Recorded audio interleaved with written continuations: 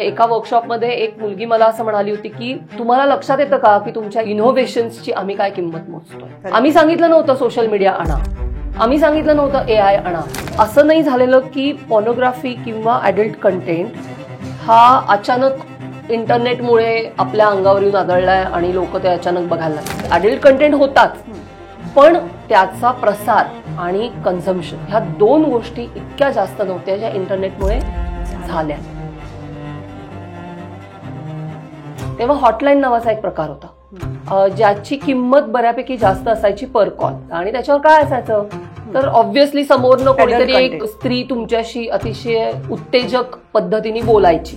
जर तुम्ही 18च्या आधी रस्त्यावरती गाडी चालवण्यासाठी तयार नाही आहात तर एवढ्या मोठ्या जगामध्ये की जिथे तुमच्याशी कोण काय पद्धतीने बोलतंय, त्याचे इंटेन्शन्स काय आहेत, अशा जगामध्ये पाऊल ठेवण्यासाठी तुम्ही तयार आहात का? मुलांचं मी बघितलंय की ते असं कुठेतरी कोपरे शोधतात घरातले. जिन्यातच जाऊन बसायचं, गॅलरीतच जाऊन बसायचं. मोबाईल हे फक्त यंत्र नाही, it is a world in your hand. ही पिढी ना खूप वेगळी आहे, त्यांना कळतं. They are the generation who will change खूप गोष्टी. कोणीही मुलांनी असं समजू नये की मी चांगला घरी PUBG खेळतो म्हणजे मी गेमर होऊ शकतो. No, it is not like that. नमस्कार, मी मुग्धा गोडबोले. आर पार वुमन की बात मध्ये पुन्हा एकदा तुम्हा सगळ्यांचं मनपूर्वक स्वागत करते. आज आपल्याशी गप्पा मारायला एक फार इंटरेस्टिंग व्यक्तिमत्व आपल्याकडे आलं आहे. ही माझी खूप जुनी मैत्रीण आहे आणि आज ती एका खूप वेगळ्या क्षेत्रात फार महत्त्वाचं मोलाचं काम करते. हिची ओळख करून द्यायची झाली तर ही महाराष्ट्रातली पहिली सायबर जर्नलिस्ट आहे. अरुण साधू फेलोशिप हिला मिळालेली आहे. हिची अनेक पुस्तकं आहेत. ही सोशल मीडियावर आपल्याला अनेकदा दिसते आणि स्क्रीन ॲडिक्शनविषयी ती फार तळमळीने बोलते, त्याबद्दल काम करते. आज आपल्याशी बोलायला आली आहे मुक्ता चैतन्य. Thank you Mukta, thank you. आज तू एका खूप महत्त्वाच्या विषयावर बोलायला आमच्याकडे आली आहेस आणि या निमित्ताने बर्वा स्किन थेरपीकडनं तुझ्यासाठी एक छोटंसं gift hamper. Thank you so much. यांची आपल्याकडे बनलेली, आपल्या मातीत बनलेली ही प्रोडक्ट्स आहेत. कॉस्मेटिक्स तू कधी कधी वापरतेस, कधी कधी. हां, तर तेव्हा ही नक्की वापर. नक्की. गाईच्या तुपापासून बनलेली यांची अस्सल देशी प्रोडक्ट्स आहेत. Thank you so much. एका वेगळ्या विषयावर आणि महत्त्वाच्या, सध्याच्या काळाच्या दृष्टीने तर फार महत्त्वाच्या विषयावर तू आमच्याशी बोलणार आहेस. तर आपण सुरुवात करूया. मला आधी सगळ्यात पहिल्यांदा सांग, तुझी अरुण साधू फेलोशिप काय होती? म्हणजे तुला ती कशाबद्दल मिळाली आणि त्याचं पुढे काय तू केलंस? अरुण साधू फेलोशिप ही पत्रकारांना दिली जाते आणि एक विषय घेऊन तुम्ही वर्षभर रिसर्च करणं अपेक्षित असतं आणि तो रिसर्च पुढे तुम्ही कुठल्याही फॉर्मॅटमध्ये मांडू शकता. म्हणजे डॉक्युमेंटरी करू शकता, रिसर्च पेपर तयार करू शकता, पुस्तक तयार करू शकता. सो माझा विषय होता गेमिंग आणि पॉर्नोग्राफी, वापर परिणाम, वयवर्ष 8 ते 18. बरं. आणि वर्षभर मी ह्या विषयाला धरून काम केलं, म्हणजे फेलोशिप मिळाल्यानंतर. आणि ग्रंथालीनी ते जे काही माझं रिसर्चचं काम होतं त्याच्यावरती पॉर्न खेळ हे माझं पुस्तक मग ग्रंथालीनी त्या रिसर्च बेस्ड प्रकाशित केलं. सो एक वर्षभर मी महाराष्ट्रभर फिरत होते आणि 8 ते 18 ह्या वयोगटातल्या मुलांमध्ये गेमिंगचे पॅटर्न्स काय आहेत, पॉर्नोग्राफी बघण्याचं प्रमाण काय आहे, कधी सुरू होतं, त्याची इंटेन्सिटी काय आहे, ॲडिक्शन लेवलपर्यंत मुलं गेलेत का नाही गेली आहेत, डिपेंडन्सी आहे का, त्याच्यातला इमोशनल कोशंट काय आहे, त्याचे त्यांच्या एकूण त्या वयातल्या वाढीवरती, मानसिक शारीरिक वाढीवरती काय परिणाम होतात, पालकांच्या भूमिका या सगळ्या बाबतच्या कशा आहेत, असा पूर्ण तो अभ्यास वर्षभर मी केला. विविध, म्हणजे फक्त शहरं माझ्या डोळ्यासमोर नव्हती. म्हणजे मी जेव्हा फेलोशिपसाठी प्रपोजल लिहिलं तेव्हाच माझ्या डोक्यात हे होतं की फक्त पुणे, मुंबई, नाशिक, कोल्हापूर, सोलापूर, औरंगाबाद, नागपूर अशी शहरं न घेता सर्व महाराष्ट्र मला कव्हर करता आला पाहिजे. त्यामुळे मी ऑब्व्हियसली महानगरांमधनं फिरलेच, छोटी सेकंड टायर किंवा थर्ड टायर सिटीज ज्या असतात त्याच्यामधनं फिरले. नॉट ओनली दॅट, त्या काळात मी ग्रामीण आणि आदिवासी भागांमध्ये सुद्धा ह्याचं काय परिस्थिती आहे याचा अभ्यास केला. आणि तुला सांगते, इट वॉज शॉकिंग. कारण आपली अशी कल्पना असते की साधारण हे सगळं शहरी भागात आहे, हे सगळं पुण्या मुंबईत चालतं, बाकी लोकांना ह्याचा ऍक्सेस कमी आहे किंवा तिथे काही एवढं फरक नाही पडत. तर तशी परिस्थिती नाहीये. अगदी आदिवासी भागांमध्ये सुद्धा गेमिंग आणि पॉर्नोग्राफी हा आज प्रॉब्लेम आहे. म्हणजे एक छोटंसं उदाहरण तुला देते. मी एका आदिवासी भागातल्या कपल्स बरोबर काम करणाऱ्या कार्यकर्त्याशी बोलत होते की काय परिस्थिती आहे न्यूली मॅरिड कपल्समध्ये. तर त्यांनी एक वर्कशॉप घेतलेलं होतं तिथे आणि सगळी न्यूली मॅरिड कपल्स होती आदिवासी. आणि तो मला म्हणाला की आमच्या वर्कशॉपच्या शेवटच्या दिवशी त्याच्यातल्या 90% बायका आम्हाला असं सांगत होत्या की आम्हाला या लग्नातनं बाहेर पडायचंय. बरं. 1 ते 2-3 वर्ष झालेलं लग्न आहे. तर मी म्हटलं असं का त्यांना वाटतंय. तर तो म्हणला की बऱ्याच मुलींनी असं सांगितलं की आमचे नवरे ऑनलाईन जगात काहीतरी बघून येतात आणि ते सगळं आम्ही प्रत्यक्ष जगात करावं अशी त्यांची अपेक्षा असते आणि आम्हाला म्हणून या लग्नात राहायचं नाही. सो आपण पॉर्नोग्राफीकडे खूप गंभीरपणे बघणं गरजेचं आहे. हे त्या दिवशी मला तो अभ्यास करताना लक्षात आलं. सो हा माझा रिसर्च होता आणि पुस्तक होतं. हे तू आता किती सालचं सांगते आहेस? हे 2019-20. म्हणजे आपण असं म्हणूया की 5-6 वर्षांपूर्वीचा तुझा हा अभ्यास आहे. ज्या काळामध्ये म्हणजे 5-6 वर्षांपूर्वी सुद्धा मोबाईल फोन्स आणि इंटरनेट मधले हे सगळे प्रॉब्लेम्स खेड्यापाड्यांपर्यंत सुद्धा पोहोचलेले होते. हो. आणि त्याच्या आधी एक 5-7 वर्ष हे सुरू झालं असेल असं आपण हो, त्याच्याही आधी थोडंसं. म्हणजे सुरुवात कशी झाली सांगते मी तुला. पर्टिक्युलरली गेमिंग आणि ह्या सगळ्या संदर्भात अगदी सुरुवातीला ग्रामीण भागात इंटरनेटचं मुळातच कनेक्टिव्हिटी एवढी स्ट्रॉंग नव्हती. त्या काळामध्ये सीडीज पेन ड्राईव्ह वरती तुम्हाला गेम्स मिळणे हा प्रकार होता. जसा मोबाईल लोकांच्या हातात आला ना तसं म्हणजे आज सुद्धा शहरात किंवा ग्रामीण भागामध्ये कुठेही तू गेलीस तर तुला पानटपरीपासून छोट्या दुकानांपर्यंत कुठेही अशा पॉकेट्स असतात की जिथे तुला सहज ॲडल्ट फिल्म्स, ॲडल्ट क्लिप्स, त्याच्या सीडीज, पेन ड्राईव्ह्स मिळतात. हो. आणि हे प्रमाण हळूहळू पूर्णपणे जसं आपल्याकडे सोशल मीडिया आला, जसं व्हॉट्सअप आलं, जसं टेलिग्राम आलं, तसं हे हळूहळू कमी होत गेलं आणि डायरेक्टली शेअरिंग वाढायला लागलं. म्हणजे व्हॉट्सअप हा अडल्ट कंटेंट शेअर करण्याचा खूप मोठा प्लॅटफॉर्म आहे भारतामध्ये. कारण इन्क्रिप्टेड आहे एक तर ते टूल आणि लोक सर्रास एकमेकांना पाठवत असतात. लोकांना हे लक्षातच येत नाही की आपण काय कंटेंट शेअर करतोय, कशासाठी करतोय. शेअरिंग ऑफ अडल्ट कंटेंट हे भारतामध्ये इलिगल आहे. हो. पण तरी आपण कारण हे लॉजच माहिती नाही आहेत त्याच्यामुळे मुलांपासून सगळेजण धडाधड शेअर करतात. टीनेजर्समध्ये पण हे प्रमाण खूप आहे. त्यामुळे आदिवासी गावं, छोटी मोठी गावं, शहरं, महानगरं सगळीकडे गेमिंग आणि पॉर्न हाच प्रॉब्लेम आहे. मग आपण असं म्हणूया की साधारणपणे 2005-6 सालापासून पुढे आपल्याकडे पूर्वी ते साधे फोन्स असायचे ज्यातून आपण फक्त फोन करू शकायचो, रिसीव्ह करू शकायचो. त्याच्यानंतर हळूहळू इंटरनेट आणि त्याच्यामुळे कनेक्टिव्हिटी वाढली.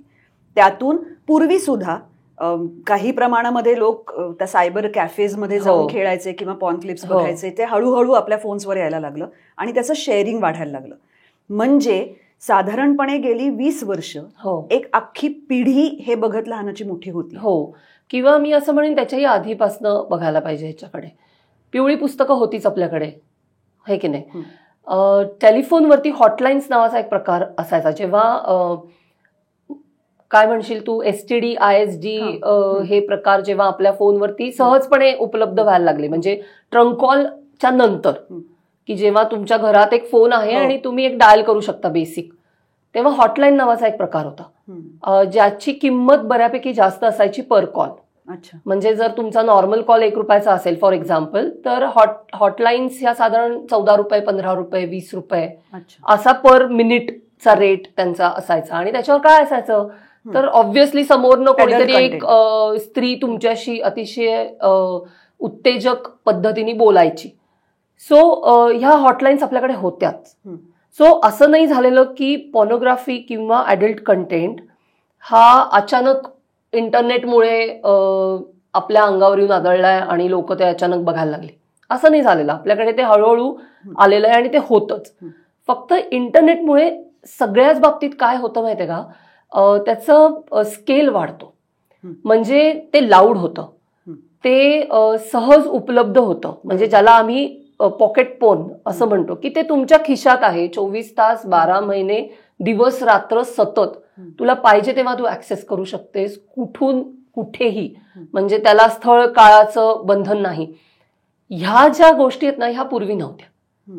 तुम्हाला अगदी कॅसेट व्हिडिओ टेप आणून बघायची असली तरी तुम्हाला बऱ्यापैकी त्याच्यासाठी नियोजन करणं गरजेचं होतं. लपून छपून गोष्टी कराव्या लागत होत्या. पिवळं पुस्तक वाचायचं म्हटलं तरी ते लपून छपून वाचावं लागत होतं. ही लपवाछपवीच इंटरनेटनी काढून टाकली. कारण जेव्हा तुम्ही मोबाईलमध्ये असताना एक प्रकारचं आयसोलेशन आहे, की माझ्या त्या ब्लॅक स्क्रीनवरती मी काय करते हे शेजारच्या माणसाला नाही समजू शकत. सो मी काही पण केलं किंवा घरच्यांना कळू शकत नाही, कळतच नाही. म्हणजे मुलांचं मी बघितलंय की ते असं कुठेतरी कोपरे शोधतात घरातले, की मग जिन्यातच जाऊन बसायचं, गॅलरीतच जाऊन बसायचं, किंवा खोलीतच कुठे डेस्कच्या साईडचा एखादा कॉर्नर असतो तिथे जाऊन बसायचं. सो मग तो ऍक्सेस पालकांना मिळत नाही आणि तुम्ही विंडो पटकन क्लोज करू शकता ना. सो हे जे झालंय ना इंटरनेटमुळे, ह्यानी त्याचा स्केल वाढली. म्हणजे त्याचं प्रमाण पसरण्याचं, बघण्याचं, डिपेंडन्सी तयार होण्याचं, हे सगळं प्रमाण अचानक खूप जास्त वाढलं, की जे आधी नव्हतं. बरोबर. म्हणजे अडल्ट कंटेंट होताच, पण त्याचा प्रसार आणि कन्झम्पशन ह्या दोन गोष्टी इतक्या जास्त नव्हत्या ज्या इंटरनेटमुळे झाल्यात. प्रसार हे आपण बघितलं. आता कन्झम्पशनकडे येऊया. मोठी माणसं, ॲडल्ट्स, किंवा आता हॉटलाईन्स तू म्हणतेस तसं, हॉटलाईन्ससाठी पैसा देणारा माणूस हा मुळात तो कमावणारा माणूस होता. पण आता फोन्स लहान मुलांच्या हातात सुद्धा आले आहेत. हे वय जे कमी कमी होत चाललं आहे तो फार एक गंभीर प्रॉब्लेम आहे. आणि तो आता आपल्या कल्पनेच्या पलीकडे पसरलाय हे तुझ्या बोलण्यातनं आपल्या लक्षात येतच आहे. तुझ्या अभ्यासातनं हे वय इतकं कमी झालंय हे तुला, म्हणजे हा तुझा अभ्यास काय सांगतो, हे असं कशामुळे झालंय? मी जेव्हा हे अभ्यास करायला सुरुवात केली तेव्हा 7 वर्षाची केस मी बघितली होती, की जो मुलगा रेग्युलरली अडल्ट कंटेंट बघत होता. आता ह्याच्यातनं ही खूप गुंतागुंत आहे सगळी. थोडंसं आपण इंडस्ट्री, तुला मी सांगते कशी वर्क होतीये. गेमिंग आणि पॉर्नची इंडस्ट्री एकमेकांच्या बरोबर आली आता.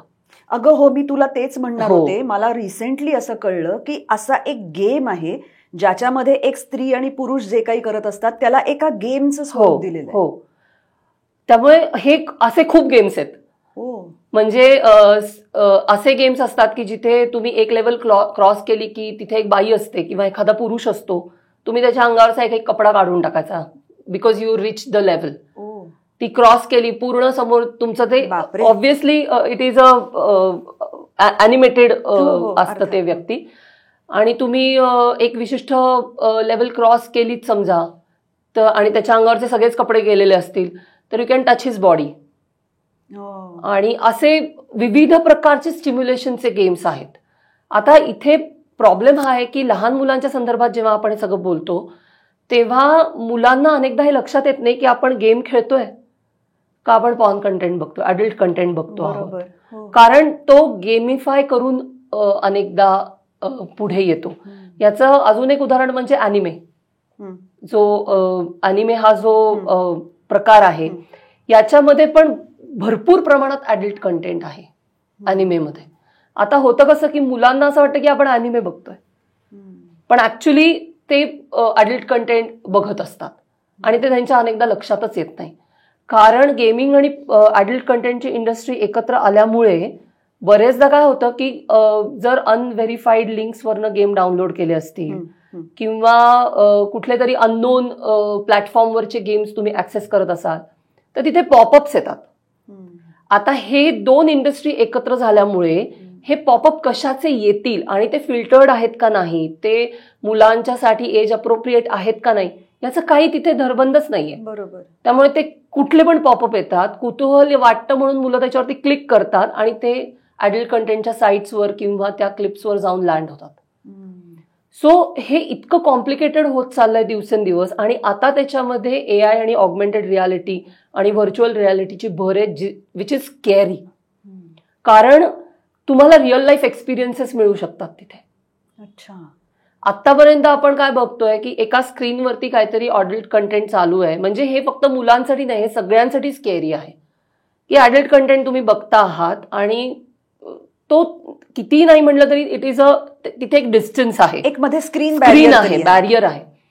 जेव्हा तुम्ही ऑगमेंटेड रियालिटीमध्ये किंवा व्हर्च्युअल रियालिटीमध्ये AI बेस्ड असा कंटेंट बघाल, तेव्हा तो रिअल लाईफ एक्सपिरियन्सच्या अगदी जवळ जाणारा एक्सपिरियन्स आहे. तो त्यांचं ते कौशल्य आहे असं ते म्हणतात.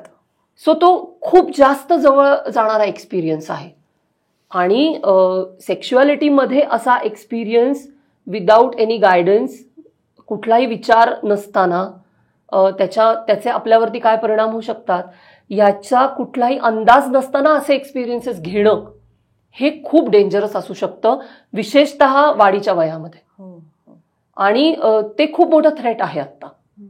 म्हणजे त्याच्याच आता प्रॉब्लेम सांगते मी काय होतो, की असे देश आहेत की जिथे अडल्ट कंटेंट बनवणं हे ऑफिशियल आहे, बरोबर, लीगल आहे. म्हणजे तिथे तुम्हाला तिथे ती इंडस्ट्री आहे अडल्ट कंटेंटची, रेकग्नाइज्ड इंडस्ट्री आहे, ज्याच्यासाठीचं इन्फ्रास्ट्रक्चर आहे, अवॉर्ड्स आहेत, सगळं त्यांचं वेगळी पॅरलल एक हे आहे व्यवस्था. आता तुम्ही तिथे असा सगळा कंटेंट तयार करताय विच इज लिगल. तुम्ही ते असं नाही म्हणू शकत की तुम्ही हे का करताय, बरोबर. पण तो कंटेंट फक्त त्या रिजन पुरताच ऍक्सेसेबल तेव्हाच असतो जेव्हा माणसं नॉर्मल इंटरनेट वापरून तो कंटेंट ऍक्सेस करायचा प्रयत्न करतात, की जिथे रिजनच्या बाउंड्रीज आहेत, की प्रत्येक देशाच्या बाउंड्रीज असतात, तिकडचा कंटेंट तुम्ही बघू शकत नाही. पण तुम्ही तेच VPN जर घेतलं, आणि हे खूप सर्रास आहे, मुलं प्रचंड प्रमाणात VPN वापरतात. सो VPN वरती तुम्ही जर गेलात तर ती बाउंड्री निघून जाते. तू कुठल्याही देशातला कुठलाही कंटेंट ऍक्सेस करू शकतेस, आणि तू काय ऍक्सेस करतेस, तू काय बघते आहेस हे VPN मुळे कोणालाच कळत नाही. म्हणजे नॉर्मल इंटरनेटवरती मी एखाद्या माणसाला शोधू शकते with the IP address, VPN वरती ती शक्यता नाहीये. त्यामुळे हे इतकं कॉम्प्लिकेटेड होणार आहे पुढच्या काळात जर आपण वेळीच मुलांना आणि इव्हन मोठ्यांना सुद्धा ह्याची नीट माहिती दिली नाही, ह्याच्याबद्दल जागरूक केलं नाही, प्रशिक्षित केलं नाही, तर हे कॉम्प्लिकेशन्स आपल्या हाताबाहेर जाणार आहेत. आणि त्याचा डायरेक्ट इफेक्ट हा तुमच्या वाढीच्या वयाच्या मुलांच्या पर्सनॅलिटीवरती तर आहेच, पण तुम्ही जी नाती बनवता, तुम्ही जे जोडीदार निवडता, तुम्ही तुमच्या रिलेशनशिपमधल्या सेक्शुअलिटीकडे ज्या पद्धतीने बघता, तुम्हाला स्वतःकडनं असलेल्या अपेक्षा आणि पार्टनरकडनं असलेल्या अपेक्षा याची चौकट ज्या पद्धतीने बांधता, या सगळ्यावरती त्याचा परिणाम होणार आहे हे आपण लक्षात घेतलं पाहिजे. असं होत नाही की मी काहीतरी बघितलंय आणि त्याचा माझ्यावरती काहीच परिणाम नाही झाला, असं ऑडिओ व्हिज्युअल मध्ये होऊ शकत नाही. ते कुठेतरी तुमच्या त्याचे मेमरीज तयार होतात, त्या तुमच्या डोक्यामध्ये घोळत राहतात. When you are experiencing similar situation, तुम्हाला एक्सपेक्टेशन्स तयार होतात, यू वॉन्ट दॅट प्लेजर, हे सगळं तयार होणार आहे, हे तुम्ही बायपास करून जाऊच शकत नाही. त्यामुळे ह्या सगळ्याविषयी बोलणं, जागरूकता तयार करणं, मुलांना सांगणं हे सगळं खूप गरजेचं आहे. अदरवाईज मुलं पर्टिक्युलरली खूप केऑटिक सिच्युएशनमध्ये येऊ शकतात. पण हे सगळं ऐकताना खरं सांगायचं तर एक मतिगुंग झाल्याचं फिलिंग थोड्या वेळाने यायला लागतं, कारण इतकं आपल्या आवाक्याच्या बाहेरचं आहे हे सगळं असं वाटायला लागतं. कदाचित म्हणजे आमची पिढी ह्यातून पुढे गेली, आता पुढच्या पिढ्यांचं भविष्य हे ऐकल्यावर खरंच भीतीदायक वाटायला लागतं. आणि अशा वेळी आणखीन एक मुद्दा मनात असा येतो की मग जे शालेय शिक्षण आत्ता मुलांना मिळतं आहे ते ह्याच्यापेक्षा इतकं वेगळं आहे. हो, ही रियालिटीच नाहीये. नाही, म्हणजे जे आत्ता शाळेत मुलांना शिकवलं जातंय, दुर्दैवाने त्याच्यापेक्षा खूप वेगळ्या गोष्टी समाजात आणि आयुष्यात घडतायत. तर ही गॅप कशी भरून काढायची मग? खूप अवघड आहे, पण तू फार महत्वाचा प्रश्न विचारलायस. 2 मुद्दे ह्याच्यात सांगते. कदाचित लोकांना माझं हे म्हणणं आवडणार नाही, पण मला असं वाटतं की शालेय शिक्षणाचा पुनर्विचार करण्याची वेळ आलेली आहे. आपण हे लक्षात घेतलं पाहिजे की आपण गुगल म्हणजे सर्च इंजिन्सच्या एरामध्ये राहतो आहोत, की जिथे तुम्हाला इन्फॉर्मेशन हँडी अवेलेबल आहे. इन्फॉर्मेशनसाठी मला खूप जास्त प्रयत्न आज करण्याची गरज उरलेली नाही ॲज अ ह्युमन बीइंग, जी आपल्याला होती. आपण शाळेत होतो तेव्हा, कारण इंटरनेट नव्हतं. सो तुम्हाला पाठांतर करा, समजून घ्या, लायब्ररीमध्ये संदर्भ शोधा, ते लिहून काढा, ते प्रिझर्व्ह करा, हे सगळं करावं लागत होतं बिकॉज सोर्सेस वेअर लिमिटेड. आता तसं नाहीये. आणि ऑथेंटिक सोर्सेस पण मिळू शकतात. म्हणजे सर्च इंजिन्सवरचं सगळं खरं असतं अशातला अजिबात भाग नाही. फेक इंडस्ट्री, मॅन्युप्युलेट केलेला कंटेंट प्रचंड प्रमाणात आहे. पण तुम्ही शोधायचं ठरवलं आणि तुम्ही जेन्युइनली प्रयत्न केले तर तुम्हाला ऑथेंटिक कंटेंट पण तिथे मिळतो, जो तुम्हाला योग्य माहिती योग्य शब्दामध्ये देतो. सो माहिती मिळवण्यासाठी, इन्फॉर्मेशनसाठी मला आता कुठल्याही टेक्स्टबुक वरती अवलंबून राहण्याची गरज आहे का, बरोबर, इथपासून सुरू करण्याची गरज आहे आता. म्हणजे मला जेन्युइनली असं वाटतं की हा सगळा पॅटर्न, ज्या पॅटर्नमध्ये आपण मुलांना शिकवतो आहोत, तो त्यांना जगण्यासाठी इक्विप्टच करत नाहीये. कारण जगण्यासाठी तुम्हाला आता 2+2 4 येण्याची गरज नाही. जगण्यासाठी तुम्हाला आता फायनान्शियल लिटरसी येण्याची गरज आहे, सेक्शुअल लिटरसी येण्याची गरज आहे. तुम्हाला हे समजलं पाहिजे की डिझाईन थिंकिंग म्हणजे काय, त्याचा माझ्या रोजच्या जगण्यामध्ये किती मोठा इम्पॅक्ट आहे. तुम्हाला हे समजलं पाहिजे की तुम्ही जो डेटा क्रिएट करताय ऑनलाईन, त्याचे माझ्यावरती काय परिणाम होणार आहेत, how that data is going to use. आणि माझे जे डिजिटल फुटप्रिंट्स आहेत ते मी कसे क्रिएट करतोय, ते माणसं कशा पद्धतीने वापरता आहेत, त्याचा माझ्यावरती काय इम्पॅक्ट, हे शिकणं आज गरजेचं आहे. अदरवाईज जगण्यासाठी जे लागतं ना ते हळूहळू निसटत जाईल की काय, अशी मला खूप शंका वाटते. म्हणजे ब्रेन रॉट हा शब्द खूप कॉइन झाला, पण that is a real situation. हे मी शाळांमधनं बघते. आम्ही मुलांना असं विचारतो की टीचर शिकवतायत तुम्हाला वर्गामध्ये आणि तुम्हाला सगळं समजून घ्यायचंय, तुम्हाला शिकायचंय, पण लक्ष लागत नाही. असं किती मुलांचं होतं. तुला सांगते 90% मुलं हात वर करतात. त्यांना वर्गात बसून शिकायचं असतं, त्यांना बाई काय सांगतायत हे ऐकून घ्यायचं असतं, पण त्यांचं लक्षच लागत नाही वर्गात, कारण त्यांच्या डोक्यामध्ये सतत त्यांनी जे काही इंटरनेटवरती बघितलेलं आहे त्याच्या इमेजेस फिरत असतात. कसं तुम्ही मुलांना शिकवणार? मी एका वर्कशॉपमध्ये टीनेजर सगळी मुलं होती, त्यांना म्हटलं की तुम्हाला युट्यूब का आवडतं सांगा, आपण लिस्टिंग करूया की का आवडतं युट्यूब. अगं मुलांनी इतक्या फॅन्टॅस्टिक गोष्टी सांगितल्या माहितीये, म्हणजे मोठी लिस्ट आहे, त्याच्यातले 2-3 सांगते फक्त. मुलं म्हणली की आम्हाला टेक्स्टबुक बोरिंग वाटतात, आमची टेक्स्टबुक आमची क्युरिओसिटी कंप्लीट करू शकत नाहीत, आम्हाला टेक्स्टबुकमध्ये लिहिल्यापेक्षा युट्यूबवरती सांगितलेल्या गोष्टी पटकन समजतात. एक शास्त्रीय प्रयोग आहे समजा, तर तो आमच्या पुस्तकात आहे, तोच आम्ही ऑनलाईन एखाद्या युट्यूब चॅनलवरती बघितला की तो आम्हाला पटकन कळतो. आम्हाला एखादं इतिहासाचं संदर्भ आहे, त्याचं केलेला व्हिडिओ आम्हाला जास्त अपील होतो. हे सगळं जेव्हा मी ऐकत होते ना, तेव्हा मला असं वाटलं की आपण हे समजून घ्यायला पाहिजे की लेखन, वाचन ह्या अक्वायर्ड स्किल्स आहेत.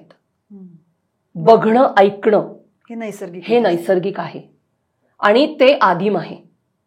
माणसाचा जर उत्क्रांतीचा तू प्रवास बघितलास तर लिहायला, वाचायला तो खूप नंतर शिकलाय. कम्युनिकेशनसाठी आणि त्याचा भवताल समजून घेण्यासाठी बघणे, ऐकणे, स्पर्श करणे ह्या तंत्रांनीच तो शिकलेला आहे मोस्ट ऑफ द थिंग्स. बरोबर. तर मला कधी कधी असं वाटतं की ऑडिओ व्हिज्युअलच्या काळामध्ये आपण परत आपल्या बेसिक स्किल्सकडे चाललोय का. म्हणजे लोकांना भीती वाटते की मुलं वाचत नाहीयेत किंवा ह्या सगळ्या गोष्टी, तर आपण बेसिक स्किल्सकडे हळूहळू चाललोय का परत, असं पण मला अनेकदा वाटतं. आणि जर तसा प्रवास आपला होत असेल तर आपण त्याच्याकडे जागरूकतेने बघितलं पाहिजे, पहिली गोष्ट. दुसरी महत्वाची गोष्ट म्हणजे अनेकदा हा भ्रम असतो की इन्फॉर्मेशन अवेलेबल आहे म्हणजे इट इज गुड. बरोबर. It is not good every time. Information काय क्वालिटीची तुम्हाला उपलब्ध आहे आणि ती प्रोसेस करायला तुमच्या मेंदूला वेळ तुम्ही देताय का नाही, याच्यावरती त्या इन्फॉर्मेशनचं युटिलायझेशन अवलंबून आहे किंवा ती तुमच्यासाठी फायदेशीर आहे का नाही हे ठरतं. तर या संदर्भात मला एक फक्त थोडंसं नेहमीच असं वाटतं, म्हणजे परत ह्याविषयी बऱ्यापैकी मतमतांतरं असू शकतील, पण बाहेरच्या देशांमध्ये मुलांना खूप लवकर शिक्षणाचा चॉईस दिला जातो. म्हणजे तुम्हाला हे शिकायचंय का, ते शिकायचंय का, ते शिकायचंय. आपल्याकडे एका विशिष्ट वयापर्यंत, म्हणजे आपण असं म्हणूया की 15व्या वर्षापर्यंत, 10वी पर्यंत, मॅट्रिक पर्यंत मुलांना एका विशिष्ट पद्धतीचं शिक्षण सरसकट सगळ्यांना घेणं कंपल्सरी आहे. मला वैयक्तिकदृष्ट्या असं वाटतं की त्याचं कारण असं आहे की त्या वयापर्यंत मुलांना मुळात स्वतःला फार कळायला लागलेलं नसतं की आपल्याला नक्की काय आवडतंय. म्हणजे माझ्या माहितीत अशी अनेक मुलं आहेत की त्यांना नाही सांगता येत 10वी की तुला ह्याच्या पुढे नक्की आयुष्यात काय करायचंय. मग अशा वेळी त्या मुलांना खरं तर तिथपर्यंत तरी सगळं शिकवावं असं मला वाटतं. आणि नैसर्गिक ओढा माणसाचा हा आळसाकडेच असतो. हो, अगदीच. त्याला नसतं शिकायचं, त्याला नसतो विचार करायचा, त्याला आराम करायचा असतो, खेळायचा असतो, वगैरे वगैरे वगैरे. काही प्रमाणात त्याच्यावरती ते कंपल्शन करावं लागतं. मुलांना काही प्रमाणात ती दिशा द्यावी लागते. आणि म्हणून मला बराच काळ असं वाटायचं की आपल्याकडची शिक्षण पद्धती ही जास्त चांगली आहे. म्हणजे मी हे केवळ बाहेरची शिक्षण पद्धती आणि आपल्याकडची शिक्षण पद्धती एक आई म्हणून विचार करून बोलते आहे. तू जे म्हणतेस ते त्याच्या पलीकडचं आहे. तो आता आपण एक वेगळाच विषयच बोलतो आहोत. पण म्हणून मला असं वाटायचं की मुलांना कळत नाही खूप उशिरापर्यंत की आपल्याला काय नक्की करायचंय. अशा वयामध्ये जर त्यांना चॉईसेस तुम्ही दिलेत तर शक्यता खूप आहे की ते चुकीचे चॉईसेस त्यावेळेला निवडतील. त्यावेळेला ते जे निवड करतील ती कदाचित त्यांची लाईफ लॉंग आवड नसू शकेल. त्या क्षणिक आवडीतनं निर्माण झालेली ती गोष्ट असू शकेल. असं वाटतं तुला? इथे ना 2 गोष्टी बघायला पाहिजेत. आताची जी मुलं आहेत म्हणजे लेट्स टॉक अबाउट जेनझीज आणि त्याच्या पुढचे, कारण जेनझीजच्या आधीचं जगच वेगळं आहे. सो जेनझीज, जेन अल्फा आणि आता जी जन्माला येत आहेत बीटा, ह्या जनरेशनचं तू बोलशील ना तर मला असं वाटतं की म्हणजे पर्टिक्युलरली जेनझीज बरोबर मी खूप काम करते. सो मी त्यांच्याबद्दल हे सांगू शकते की एक मिनिट आपल्या प्रेक्षकांना तू सांग की मुळात आपण जेन झी म्हणजे कुणाबद्दल बोलतो, कुठपासून कुठपर्यंत? जेनझीज म्हणजे 1997 ते 2012 ह्या कालावधीमध्ये जन्माला आलेली मुलं. बरं. त्यांना जेनझीज हे नाव सायंटिस्ट, जे सोशल सायंटिस्ट आहेत त्यांनी त्या जनरेशनला दिलेलं नाव आहे. सो आपण जेन एक्स होत. अच्छा. नाही, आपण डायनोसॉर होत असं मला वाटायला लागलंय आता. आपण इतके जुने झालोय. So coming back to the topic. So Gen Zs म्हणजे 1997 ते 2012 ह्या वर्षांमध्ये जन्माला आलेली मुलं. आणि ती युनिक अशासाठी आहेत की किंवा त्यांच्याबद्दल एवढं बोललं अशासाठी जातं की ती पहिली जनरेशन आहे जी डिजिटल टेक्नॉलॉजी बरोबर वाढली. सो तुझा जो मुद्दा होता की पारंपरिक किंवा आत्ता ज्या पद्धतीचं शिक्षण आहे आणि सगळं 10वी पर्यंत शिकवायला पाहिजे का, तर हो, पूर्णपणे ते डिलीट करावं असं माझं मत नाहीये. पण ही जी पिढी आहे ना पर्टिक्युलरली, यांचं मी काय बघते ना की त्यांना प्रचंड एक्सपोजर आहे. आणि ते खूप लहान वयापासून त्यांना मिळालेलं आहे. ते प्रचंड ऑनलाईन जगामध्ये वाचतात. म्हणजे आपल्याला असा त्यांच्याविषयी भ्रम आहे की दे आर नॉट अवेअर्ड आणि ते त्यांच्याच स्वतःच्या कोशात खूप अडकलेली पिढी आहे वगैरे. पण माझा अनुभव असा सांगतो की ही मुलं प्रचंड वाचतात. त्यांना जगात काय चाललं आहे ह्याच्याविषयी अनेक गोष्टी माहिती आहेत. त्याच्याविषयी प्रचंड सेन्सिटिव्हिटी आहे, व्होकल आहेत. फक्त त्यांचा प्रॉब्लेम असा आहे, किंवा प्रॉब्लेम म्हणण्यापेक्षा मी असं म्हणू शकते की त्या पिढीचा जगाकडे बघण्याचा जो दृष्टिकोन आहे किंवा शिक्षणाकडे बघण्याचा जो दृष्टिकोन आहे तो मागच्या सगळ्या पिढ्यांपेक्षा वेगळा आहे. आणि it is because of digitalisation. कारण ती पिढीच अशी आहे की जी मोबाईल बरोबर वाढलेली आहे. त्यांच्या घरात स्मार्ट टीव्हीज आहेत, वेगवेगळे गॅजेट्स आहेत, गेमिंग ते लहानपणापासून बघत आलेली आहेत. सो एखादी गोष्ट समजून कशी घ्यायची आहे याचे पॅटर्न्स जे पारंपरिक पद्धतीने आपण एस्टॅब्लिश केलेले आहेत त्या पॅटर्न्सपेक्षा अजून वेगवेगळे सोर्सेस आणि पॅटर्न्स या मुलांना ऑलरेडी एक्सपोज्ड आहेत. त्यामुळे त्यांच्या कल्पना आणि विचार करण्याच्या पद्धती, इन्फॉर्मेशन कन्झ्युम करण्याच्या पद्धती ह्या आधीच्या जनरेशन्सपेक्षा खूप वेगळ्या आहेत. बरोबर. त्याचा फायदा शिक्षणासाठी करून घेता येतो का हे बघणं गरजेचं आहे. मग ती मुलं कनेक्ट होतील. आत्ता जो डिस्कनेक्ट दिसतो ना शिक्षणाशी त्यांचा, कारण त्यांचं अदरवाईजचं एक्सपोजर आणि शिक्षणाच्या संदर्भातलं त्यांना मिळणारं स्टिम्युलेशन याच्यात खूप जमीन आसमानाचा फरक झालेला आहे.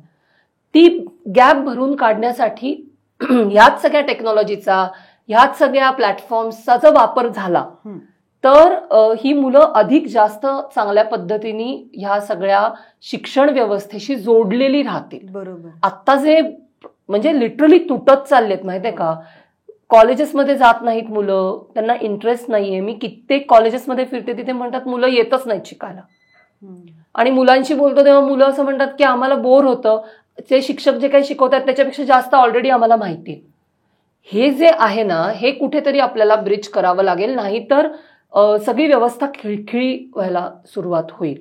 ही पहिली महत्वाची गोष्ट. आणि तू जे मगाशी जो प्रश्न विचारलास, तर आम्ही एक प्रयोग करतो आहोत नगर मधल्या एका शाळेमध्ये. त्या शाळेचं नाव आहे ऊर्जा गुरुकुल. आणि प्रयोग असा आहे की मला पहिल्यापासूनच म्हणजे हे काम करायला लागल्यापासून असं वाटत होतं की मुलांना एकदा सांगून उपयोगाचं नसतं. बरोबर. हां, म्हणजे एक लेक्चर मी घेतलं डिजिटल लिटरसीवरती किंवा आपण म्हणू की डिजिटल फुटप्रिंट्सवरती, तर ते काय मुलं ऐकतात, तेवढ्यापुरतं समजून घेतात, ते त्याचा इम्पॅक्ट एक 8-10 दिवसासाठी राहतो आणि मग परत ते सगळं तुम्ही विसरून जाता. सो त्याचा काहीतरी एक सिलेबस असावा, कंटिन्युअस डायलॉग असावा. मुलांना आपण लहान वयापासनं हे सगळं नीट त्यांच्या एज अप्रोप्रिएट पद्धतीने समजावून सांगू शकतो का, ह्याच्यावरती मी स्वतः माझा म्हणून काही अनेक वर्ष अभ्यास करत होते. आणि त्याचं एक मॉड्यूल तयार केलं मी आणि नगरच्या शाळेमध्ये गेली वर्षभर. जसं आपण गणित शिकवतो, विज्ञान शिकवतो, भाषा शिकवतो, तसं मी डिजिटल लिटरसीचे प्रोग्राम रन करते आहे. आणि मोठी बालवाडीपासनं आम्ही सुरू केलेलं आहे. म्हणजे मोठ्या बालवाडीपासनं 10वी पर्यंत त्या वर्गाला त्याच्या एज अप्रोप्रिएट ज्या गोष्टी समजून घेणं गरजेचं आहे. मग ते स्क्रीन टाईम असेल, गेमिंग असेल, तुमचा डिजिटल फुटप्रिंट म्हणजे काय हा विषय असेल, माहिती तुमच्यापर्यंत जी पोहोचते ती खरी असते का खोटी असते, ती माहिती खरी आहे हे कसं ओळखायचं, खरी माहिती म्हणजे काय, मुळात खरी माहिती म्हणजे काय, खोटी माहिती म्हणजे काय, माहिती आणि ज्ञान ह्याच्यातला फरक काय असतो, तुम्हाला माहिती मिळाली आहे पण तुम्ही ती प्रोसेस कशी करता, हे सगळं मुलांना शिकवणं गरजेचं आहे आता. अदरवाईज जे बंबार्डिंग सुरू आहे ना, त्याच्यातनं गुदमरण्याशिवाय किंवा येईल त्या गोष्टीवरती विश्वास ठेवणे, ह्याच्या पलीकडे काही घडणार नाही. आणि आता जर तू बघितलंस तर मेटानी डिक्लेअर केलंय की ते आता फेक चेकचे फिल्टर्स काढून टाकणार आहेत. अच्छा. मेटाने असं डिक्लेअर केलंय की आम्ही फॅक्ट चेकिंगचे जे फिल्टर्स लावलेले होते किंवा आमची जी व्यवस्था होती ती आम्ही काढून टाकतोय. सो आता तुझ्यापर्यंत जो कंटेंट येतोय तो अनफिल्टर्ड येणार आहे. अरे बापरे. हां. सो त्याला पॅरामीटर्स नाही आहेत की अरे हे खरंय का खोटं आहे, हे जज करायला तुला करावं लागणार आहे. आतापर्यंत एक व्यवस्था होती जिथे तू ऍटलिस्ट रिपोर्ट करू शकत होतीस, ऍटलिस्ट म्हणू शकत होतीस की अरे मला हे फेक वाटतंय, हे क्रॉस चेक करा, हे खरं आहे का. आता ह्या व्यवस्थात जर निघून गेल्या तर सगळी जबाबदारी कन्झ्युमर म्हणून तुझ्यावर येऊन पडते किंवा माझ्यावर येऊन पडते, तशी ती मुलांवरती पण येऊन पडणार आहे. आणि जर तुम्ही अवेअर नसाल की हे चेक कसं करायचं, हे बघायचं कसं, तर मग तुम्ही चुकीच्या गोष्टींवर विश्वास ठेवणार, तुमचे बिलीफ चुकीचे तयार होणार, तुम्ही तुमच्या धारणा योग्य पद्धतीने तयार होतील का नाही, तुमची मूल्य योग्य पद्धतीने तयार होतील का नाही, ह्याच्यावरती सगळ्यावरती क्वेश्चन मार्क आहे. म्हणून डिजिटल लिटरसी प्रोग्राम्स झाले पाहिजेत अशा मताची मी होते. फॉर्च्युनेटली मला तशी शाळा मिळाली. कल्याणी फिरोदिया त्याच्या प्रिन्सिपल आहेत, शी इज व्हेरी प्रोॲक्टिव्ह. आणि त्या मला म्हणल्या की आपण हे करूया. म्हणून आम्ही तिथे मागच्या वर्षी हा प्रोग्राम सुरू केला. 3 वर्षाचा आम्ही आत्ता प्लॅन केला आहे की पहिली 10वीची पिढी बाहेर पडेस्तवर त्या मुलांशी ह्या विषयावरती बोलत राहिलं पाहिजे आणि वेगवेगळ्या विषय घेऊन टप्प्याटप्प्यांनी त्यांना ह्या जगाबद्दल अवेअर केलं पाहिजे. असा कॉन्सेप्ट घेऊन तो सगळा आम्ही आता प्रोजेक्ट तिथे रन करतो आहोत. मुक्ता, आता कसं आहे की कॉम्प्लिकेशन कुठे सुरू होतं, मनोरंजन म्हणून ह्या सगळ्याकडे कुठपर्यंत बघायचं, म्हणजे मी हातातला फोन ह्या बाबतीत म्हणते आहे, आणि त्यातून किंवा त्याच्याकडे व्यवसाय म्हणून कधीपासून बघायला लागायचं. म्हणजे आता वेगवेगळ्या सोशल माध्यमाच्या साईट्सवरून म्हण खूप प्रकारे मॉनिटायझेशनही होतं. हो, लोक त्याच्यावर आर्थिकदृष्ट्या अवलंबून असतात. त्यामुळे त्या गॅजेटकडे आपण पूर्णपणे अशा दृष्टीने बघू शकत नाही की हे बाजूलाच करा. ज्या घरांमध्ये मुलांचे आईवडील त्याच्याकडे एक अर्थार्जनाचं साधन म्हणून बघत असतात, त्या घरांमध्ये ते गॅजेट खूप जास्त इझिली अवेलेबल असतं. मुलांच्या हातात असतं. तू म्हणतेस त्या दृष्टीने तो फिल्टर त्या मुलांच्या मेंदूवर किंवा त्यांच्या मनावर बिंबवण्याचा वेळ आईवडिलांकडे नसतो. त्यामुळे त्यांच्या हातात ते आहे म्हटल्यावर त्यांना इझी ॲक्सेस आहे. कसं थांबवणार हे? अवघड आहे थांबवणं. म्हणजे फक्त ह्या प्लॅटफॉर्म्सवरती आर्थिक अर्थाने म्हणजे बिझनेस म्हणून अवलंबून असणारे पालकच असं नाही. सगळेच पालक आता खूप बिझी आहेत. आणि एक पालकत्वातला आपला सगळ्यात मोठा प्रॉब्लेम सांगते तुला, की आपल्याकडे विशेषतः जे आत्ताचे पालक आहेत, जे टीनेजर्सचे पालक आहेत किंवा त्याच्यापेक्षा लहान मुलांचे पालक आहेत, आपल्याकडे ना डिजिटल पेरेंटिंगचा किंवा ज्याला आम्ही सायबर पेरेंटिंग असं म्हणतो त्याचा सिलेबसच नाही आहे ना गं. माझ्या आईला कधी सायबर पेरेंटिंग करावं लागलेलं नाही. माझ्या आजीला माझ्या आईचं कधी सायबर पेरेंटिंग करावं लागलेलं नाही. सो सायबर स्पेसचं तुमच्या आयुष्यात असणं आणि त्याच्यानंतर पालक म्हणून तुम्ही वागणं म्हणजे नेमकं काय करायचं आहे ह्याचा कुठलाही भूतकाळातला रेफरन्स आपल्याकडे नाहीये. त्यामुळे आपण जे काही करतो आहोत ना ते ट्रायल एरर चालू आहे आणि ते खूप ऑब्व्हियस आहे. म्हणजे त्याच्यात काही चूक आहे किंवा कोणी कोणावरती ब्लेम करावा अशी परिस्थितीच नाहीये. आणि पर्याय काय तुम्हाला? पर्याय नाही. तर पर्याय 2-3 असतात. एक महत्वाचा पर्याय म्हणजे तुम्ही स्वतःचा फोन कंट्रोल करणं. कामासाठी फोन वापरणं आणि प्लेजरसाठी किंवा रिक्रिएशनल ऍक्टिव्हिटीसाठी तो वापरणं, मनोरंजनासाठी वापरणं, याच्यामधला बॅलन्स करायला शिकणं गरजेचं आहे. मला अनेक लोक अशी माहिती आहेत की जी कामाचं आहे असं म्हणून फोन सुरू करतात आणि मग ती फेसबुकवर जा, इन्स्टावर जा, अजून वेगवेगळ्या ॲप्सवर जा, मध्येच एखादा एपिसोड बघून टाक, हे सगळे उद्योग करतात. सो आपण हे पण लक्षात घेतलं पाहिजे की मुलांना ऑफलाईन जगातली गंमत माहीत होणं गरजेचं आहे. कारण शेवटी कितीही ऑनलाईन जग सुंदर असू दे, ते तुम्हाला पैसे मिळवून देत असू दे, काही असू दे, तुम्ही जगताय ऑफलाईन जगामध्ये. तुम्ही ऑनलाईन जगात जगू नाही शकत दिवस रात्र. सो मुलांना छोट्या छोट्या गोष्टी असतात की त्यांना बागेत घेऊन जाणं असेल, त्यांना प्रत्यक्ष हातामध्ये गोष्टी करायला मिळणं असेल. म्हणजे मला नेहमी असं वाटतं की मुलांना दिसणं गरजेचं असतं. म्हणजे मी हे माझ्या सायबर पेरेंटिंग वर्कशॉप्समध्ये पण सांगते की मुलांचं आकलन सूचनांनी होत नाही. अरे तू हे करू नकोस, तो करणार. पण तेच जर त्याला हे दिसलं की आई मोबाईल पण किंवा वडील मोबाईल पण वापरतात, त्यांचं काहीतरी काम पण त्याच्यावरती चालू असतं आणि ते बागकाम पण करतायत, ते पुस्तकं पण वाचतायत, ते आपल्याशी गप्पा पण मारतायत, किंवा बाबा कधीतरी मोबाईलवरती बघून एखादी रेसिपी स्वयंपाकघरात करतोय, तो आईला मदत करतोय, किंवा आई दुसऱ्या पण गोष्टी करते ज्या ऑफलाईन आहेत. आता होतं काय, गंमत सांगते तुला, बहुतेक पालकांचं मी बघितलंय, ते हे सगळं करत नाहीत का? करतात, करावंच लागतं, पण ते मुलांच्या डोळ्या देखत होत नाही. मुलं शाळेत गेली ना की मी सगळं करते, पण ते मुलांना दिसत नाही ना की तू काय करते. मग मुलांना काय वाटतं की अरे आई तर किंवा बाबा तर सारखा मोबाईल बघत असतो, मग बाबांनी आणि आईनी मोबाईल बघितला तर चालतो, आजीनी आणि आजोबांनी मोबाईल बघितला तर चालतो, आम्ही मोबाईल बघायला सुरुवात केली की सगळेजण आम्हाला रागवतात. आई बाबा आजी आजोबा ऑफलाईन जगातली कामं करतच आहेत, ती करावीच लागतात, पण ती मुलांच्या देखत जाणीवपूर्वक करणं आताच्या घडीला आपण आवश्यक आहे. तर मुलांना हे समजेल की तुझ्या आयुष्यात मोबाईल असणारच आहे, तो तू डिलीट करूच शकत नाहीस, तू तो वापरायचाच आहेस, पण त्याच्याबरोबर ह्या 4 गोष्टी पण तुला करायच्या आहेत, त्या करणं तू लागतेस. म्हणजे तुला तो बॅलन्स आपोआप शिकता येतो. तो असा तुला टेक्स्टबुक मधनं शिकवता येऊ शकत नाही. पालकांच्या वर्तनातून मुलं तो बॅलन्स शिकतील. म्हणून ऑफलाईन जगातल्या गोष्टी जितक्या जास्त मुलांना दिसतील, दिसू देत मुलांना, तुमचे कष्ट दिसू देत मुलांना, तुमचे प्रयत्न दिसू देत मुलांना, हे दिसणं ह्याच्या पुढच्या पिढ्यांना गरजेचं आहे. अगं आपल्याला दिसलं कारण मोबाईल नव्हते, आपल्याला ते आपोआप दिसलं. बरोबर.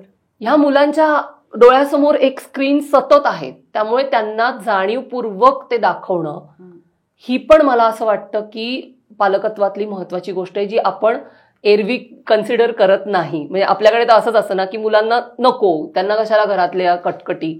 पण मला असं वाटतं की आता हे सांगण्याची वेळ आली आहे की बाबा रे, हे जर तुला ते सगळं मिळतंय ना त्याच्यासाठी हे करावं लागतं. हे ऑफलाईन जगातले कष्ट मी घेतोय, हे ऑनलाईन जगात माझं हे चालू आहे. सांगा मुलांची, कारण ही पिढी ना खूप वेगळी आहे. त्यांना कळतं. म्हणजे मला तर लोकांना हसू येईल ह्याच्यावरती, पण मला जेनझीज कडनं खूप अपेक्षा आहेत. दे are the generation who will change खूप गोष्टी. कारण डिजिटल स्पेसमधले फायदे घेणारी जशी ती पहिली पिढी आहे, तसेच डिजिटल स्पेसचे तोटे सहन करणारी पण ती पहिली पिढी आहे. आणि जे जेनझीज मधले लोक आता 18च्या रेंजमध्ये आहेत, 17, 18, 19 ह्या रेंजमध्ये, त्यांना याची जाणीव व्हायला सुरुवात झालेली आहे. निश्चित. त्यांना हे कळतंय की हे सगळं जे आहे ह्याचा काय दुष्परिणाम आम्ही भोगतो. सो मला त्यांच्याकडनं अपेक्षा, म्हणजे एका वर्कशॉपमध्ये एक मुलगी मला असं म्हणाली होती की तुम्हाला लक्षात येतं का की तुमच्या इनोव्हेशन्सची आम्ही काय किंमत मोजतोय. आम्ही सांगितलं नव्हतं सोशल मीडिया आणा, आम्ही सांगितलं नव्हतं AI आणा, आम्ही सांगितलं नव्हतं की इंटरनेट तयार करा. ही तुमच्या पिढीने केलेली इनोव्हेशन्स आहेत आणि तुम्ही ह्याचा विचारच केला नाही की येणाऱ्या पिढ्यांवरती याचे काय परिणाम होतील. सो ती किंमत आम्ही मोजतोय, हे प्लीज कन्सिडर करा. असं ती मला तोंडावर म्हणाल्यावर मला असं जाणवलं की येस, ही जनरेशन वेगळी आहे, ही विचारी आहे. आपल्याला त्यांचे पॅटर्न समजत नाहीयेत. ते थोडे समजून घेतले तर ती कम्युनिकेशन गॅप कमी होईल. आणि छोटी मुलांच्या बाबतीत तर दिसलं पाहिजे, दुसरा पर्याय नाही. थोडंसं ॲडिक्शनकडे येऊया. हो. सिगरेट, दारू, इतर प्रकारची ॲडिक्शन्स यासाठी पैसा लागतो काही प्रमाणात. हो. किंवा तशी कंपनी लागते, निदान सुरुवातीच्या काळात तरी. ऑल्दो मी मध्यंतरी एका मालिकेचं काम करत असताना त्या कारणाने, निमित्ताने काही लोकांशी बोलले, तेव्हा मला असंही कळलं की आता हळूहळू मादक पदार्थांचं सेवन सुद्धा शाळांपर्यंत पोहोचलेलं आहे. पानपट्ट्यांवरती पुड्या मिळतात, 40-40 रुपयांना सुद्धा त्याच्यामध्ये असे पदार्थ मिळतात. हे सगळं खूप भीतीदायक आहे. पण यासाठी कुठेतरी आईवडील आजूबाजूला नसताना करण्याच्या गोष्टींपर्यंत मुलांना जावं लागतं. इथे आईवडील शेजारी असतात, आजूबाजूला असतात, तरी सुद्धा तू म्हणतेस तसं फोनवर ते बघत असतात. त्यात आता अल्गोरिदम हा एक भाग आहे, ज्याच्यामध्ये एकदा तुम्ही एक गोष्ट सर्च केलीत की ऑटोमॅटिकली पुढे ती दिसतच राहते. बाकीच्या सगळ्या प्रकारच्या व्यसनांचे परिणाम शरीरावर होत असतात. याचे डायरेक्टली शरीरावर होत नाहीत, याचे मेंदूवर, मनावर जास्त होतात. त्यामुळे ते पालकांना कळायलाही वेळ लागतो. कसा कंट्रोल पालकांनी यावर ठेवावा? आता तू म्हणालीस तसं की त्यांनी ते हातात घेऊच नाही असं आपण एका मर्यादेच्या पलीकडे म्हणू शकत नाही, कारण हल्ली अभ्यास पण त्याच्यावर असतो. म्हणजे शाळांमधनं आणि कॉलेजेसमधनं वर्कशीट्स पण त्याच्यावरती येतात. त्यामुळे माझ्या मुलांच्या हातामध्ये जर फोन असेल तर त्यावर ते नक्की काय बघतायत, ते त्याला किती ॲडिक्ट झालेत हे कळेपर्यंत खूप उशीर झालेला असतो. मग ते कसं पालक म्हणून ते कसं कंट्रोल करायचं? खूप अवघड आहे ते. पण मला असं वाटतं की आपण दोन गोष्टींमध्ये फरक करूया. माझ्या मते भारतातली माणसं, मॅक्झिमम माणसं ही डिपेंडेंट आहेत. ॲडिक्शन त्याच्यानंतर येतं. डिपेंडन्सीचा पहिली स्टेज असते डिपेंडन्सी, आणि डिपेंडन्सी तुम्हाला ॲडिक्शनकडे घेऊन जाते. कारण तुम्ही डिपेंडंट एकदा झालात की तुम्ही राहू शकत नाही त्याच्याशिवाय, आणि you need it again and again and again. So dependency हा जिथे तयार होते तिथेच जर आपण ते थांबवू शकलो, म्हणजे कसं की सकाळी उठल्या उठल्या मोबाईल बघावा असं वाटणं. भारत हा पहिल्या 3 देशांमध्ये येतो जिथे माणसं सकाळी उठल्यानंतर पहिले काय करतात तर मोबाईल उघडतात, व्हॉट्सअपवर जातात किंवा सोशल मीडिया प्लॅटफॉर्मवर जातात. दात घासायच्या, बाथरूमला जायच्या सुद्धा आधी, गादीतनं उठायच्या सुद्धा आधी. सो हे पॅटर्न्स बदलणं शक्य आहे का? सहज शक्य आहे. हे काही फार रॉकेट सायन्स नाहीये की थोडीशी स्वयंशिस्त की मी उठल्या उठल्या मोबाईलला हात नाही लावणार, मी माझे पहिल्या गोष्टी सगळ्या आवरून घेईन आणि मग मी मोबाईल बघायला सुरुवात करीन. हे जर पालकांनी केलं तर हे मुलांपर्यंत पोहोचेल. मूल सुद्धा उठल्या उठल्या पहिले मोबाईल उघडणार नाही. डिपेंडन्सीच्या लेवलला कंट्रोल करणं हे पण चॅलेंजिंग आहे. आता जी छोटी मुलं असतात त्यांच्या बाबतीत मला नेहमी असं वाटतं की तुम्ही काही नियम तयार करणं गरजेचं आहे. हे मी अशासाठी पालक म्हणून हे मी अशासाठी सांगते की ड्रायव्हिंग लायसन्स 18 नंतर मिळतो, 4 व्हीलरचा किंवा गिअरच्या 2 व्हीलरचा. लग्नाचं वय आपण कितीही मूल 15व्या वर्षी मॅच्युअर असलं म्हणून आपण लग्न लावत नाही त्याचं 15व्या वर्षी, किंवा खूप मुलं असतात अशी की जी 16-17 वर्षी अतिशय मॅच्युअर असतात, पण मतदानाचा अधिकार 18 नंतरच मिळतो. कारण काय आहे की त्या वयाच्या नुसार तुमची जी जडणघडण आहे, तुमचा मेंदू ज्या पद्धतीने काम करतो, तुमचं शरीर ज्या पद्धतीने काम करतं, याचा विचार केलेला आहे आणि म्हणून हे एज लिमिट्स घातलेली आहेत. मोबाईलचा अशाच पद्धतीने विचार करणं गरजेचं आहे. It is not just a gadget, it is a world in your hand. Mobile हे फक्त यंत्र नाही, त्या मोबाईलमध्ये एक अख्खं जग आहे की ज्याचा ऍक्सेस तुम्हाला मिळतो. सो तो ऍक्सेस तुमच्याकडे असताना तुम्ही तयार आहात का त्या जगामध्ये पाऊल ठेवण्यासाठी? जर तुम्ही 18च्या आधी रस्त्यावरती गाडी चालवण्यासाठी तयार नाही आहात, तर एवढ्या मोठ्या जगामध्ये की जिथे तुमच्याशी कोण काय पद्धतीने बोलतंय, त्याचे इंटेन्शन्स काय आहेत, तुमच्याशी जो माणूस बोलतोय तो बाई, पुरुष, बॉट कोण आहे हे पण तुम्हाला माहिती नाहीये, अशा जगामध्ये पाऊल ठेवण्यासाठी तुम्ही तयार आहात का? ह्या अँगलनी मोबाईलकडे बघण्याची गरज आहे. हे फार महत्वाचं आहे. आत्ता मोबाईल फक्त आपण गॅजेट म्हणून बघतोय, तसं बघणं बंद करूया. ते यंत्र नाही, ते एक जग आहे आणि आपली मुलं त्याच्यामध्ये पाऊल ठेवण्यासाठी 15-16 वर्षी तयार नसतात. म्हणून नियम लावले पाहिजेत. मग तुम्ही ते कसेही लावू शकता की लाईक फॉर एक्झाम्पल रात्री 10 नंतर तुझा मोबाईल बंद झाला पाहिजे, सकाळी 6च्या आधी तो चालू करता कामा नये. रात्री उशिरापर्यंत मित्रमैत्रिणींशी गप्पा मारत मोबाईलवर बसायचं नाही. तुला कोणाशी बोलायचंय फोन कर. हे नियम लावता येतील का? किंवा टीनेजर्समध्ये न्यूडिटी एक्सचेंज करणं ह्याचं प्रमाण खूप आहे. म्हणजे स्वतःचे पण फोटो आणि ऑनलाईन जगात जे क्लिप्स किंवा फोटो मिळतात ते पण. हे खरंच एवढं आहे? हो, म्हणजे हे आम्ही वाचतो नाही ठिकाणी, पण हे इट इज व्हेरी कॅज्युअल. आता ना ह्याच्याकडे पण वेगवेगळ्या पद्धतीने बघता येऊ शकतं. ह्या मुलांसाठी ते फार काही असं म्हणजे अरे बापरे ह्या अँगलनीच मुळात ती मुलं त्याच्याकडे बघत नाहीत. कारण त्या गोष्टीकडे बघण्याच्या त्यांच्या संवेदनाच बोथट झाल्यात बहुतेक. कारण एक्सपोजर किती प्रचंड आहे. तू जर सतत ते बघत असशील तर एका काळानंतर तुला त्याच्याविषयी अप्रूप वाटणं बंद होतं आणि त्याच्याविषयी तुला लज्जा वाटणं पण बंद होतं ना. कारण तुला एक कारण सांगू, म्हणजे गेल्या काही वर्षांमध्ये ना आपण रस्त्यावरनं जाताना म्हणजे मुंबईसारख्या शहरांमध्ये प्रचंड मोठमोठाली होर्डिंग्ज लावलेली असतात अंतर्वस्त्र घातलेल्या बायकांची आणि पुरुषांची. म्हणजे मी ज्या पिढीत लहानाची मोठी झाली त्याच्यामध्ये टीव्हीवरती सुद्धा कमी कपडे घातलेली एखादी हिरोईन दिसली तरी आमचे आई वडील असं आपापसात बोलायचे की काय आपण बघतोय आणि काय आपण आपल्या मुलांना दाखवतोय. म्हणजे खरंच तसं वातावरण असायचं. आता मी कुठे माझ्या मुलीचे डोळे झाकू, मुलांचे डोळे झाकू, कारण रस्त्यावरनं जाताना त्यांना ते दिसत असतं, त्यांना त्याचं काही वाटत नाही. हे बरोबर का चुकीचं हे मला ठरवता येत नाही. पण म्हणून मी म्हणते तसं की ती सेन्सिटिव्हिटी वेगळ्या अर्थाने तयार होते आहे हे लक्षात घेतलं पाहिजे की जे आपल्या पिढीच्या बाबतीत होतं तसं आता असणार नाहीये. पण मग त्याच्यातले कॉन्सिक्वेन्सेस काय आहेत हे मुलांना सांगणं गरजेचं आहे ना. म्हणजे ते फक्त इमोशनल कॉन्सिक्वेन्सेस असायला पाहिजेत असं नाही. तुम्ही जेव्हा अशा पद्धतीचा कॉन्टेंट शेअर करता त्याच्यात लिगल ऍस्पेक्ट आहे. त्याच्यात तुम्ही एक थर्ड पार्टीला समजा पाठवत असाल आणि ती समोरची व्यक्ती ही जर गुन्हेगारी प्रवृत्तीची असेल तर काय होऊ शकतं. आपण केसेस बघतो की नाही की मैत्रिणींनी पाठवलं आणि तिच्या बॉयफ्रेंडनीच तिला ब्लॅकमेल करायला सुरुवात केली, ज्याला आम्ही रिव्हर्स पॉर्न म्हणतो. असे अनेक प्रकार घडतात. आता हे माहिती तर पाहिजे की असं त्याला एक अँगल्स आहेत, त्याला एक लिगल अँगल आहे, त्याच्यामध्ये तुम्हाला ब्लॅकमेल केलं जाऊ शकतं, तुमचा मिसयूज होऊ शकतो, तुम्ही गमती ट्रेंड म्हणून म्हणून जे काही पाठवताय त्याचं काय होईल नंतर जाऊन हे समजलं पाहिजे. आमच्याकडे किती केसेस अशा येतात जी 18 कंप्लीट मुलं मुली आहेत, इंटिमेट रिलेशनशिप्स असतात, एकमेकांना काहीतरी स्वतःचेच फोटो पाठवले जातात, ब्रेकअप होतं आणि ते फोटो डायरेक्ट सोशल मीडिया प्लॅटफॉर्मवरती, युट्यूबवरती नाही तर पॉर्न साईटवरती जातात. हे माहिती तर पाहिजे की हे होऊ शकतं.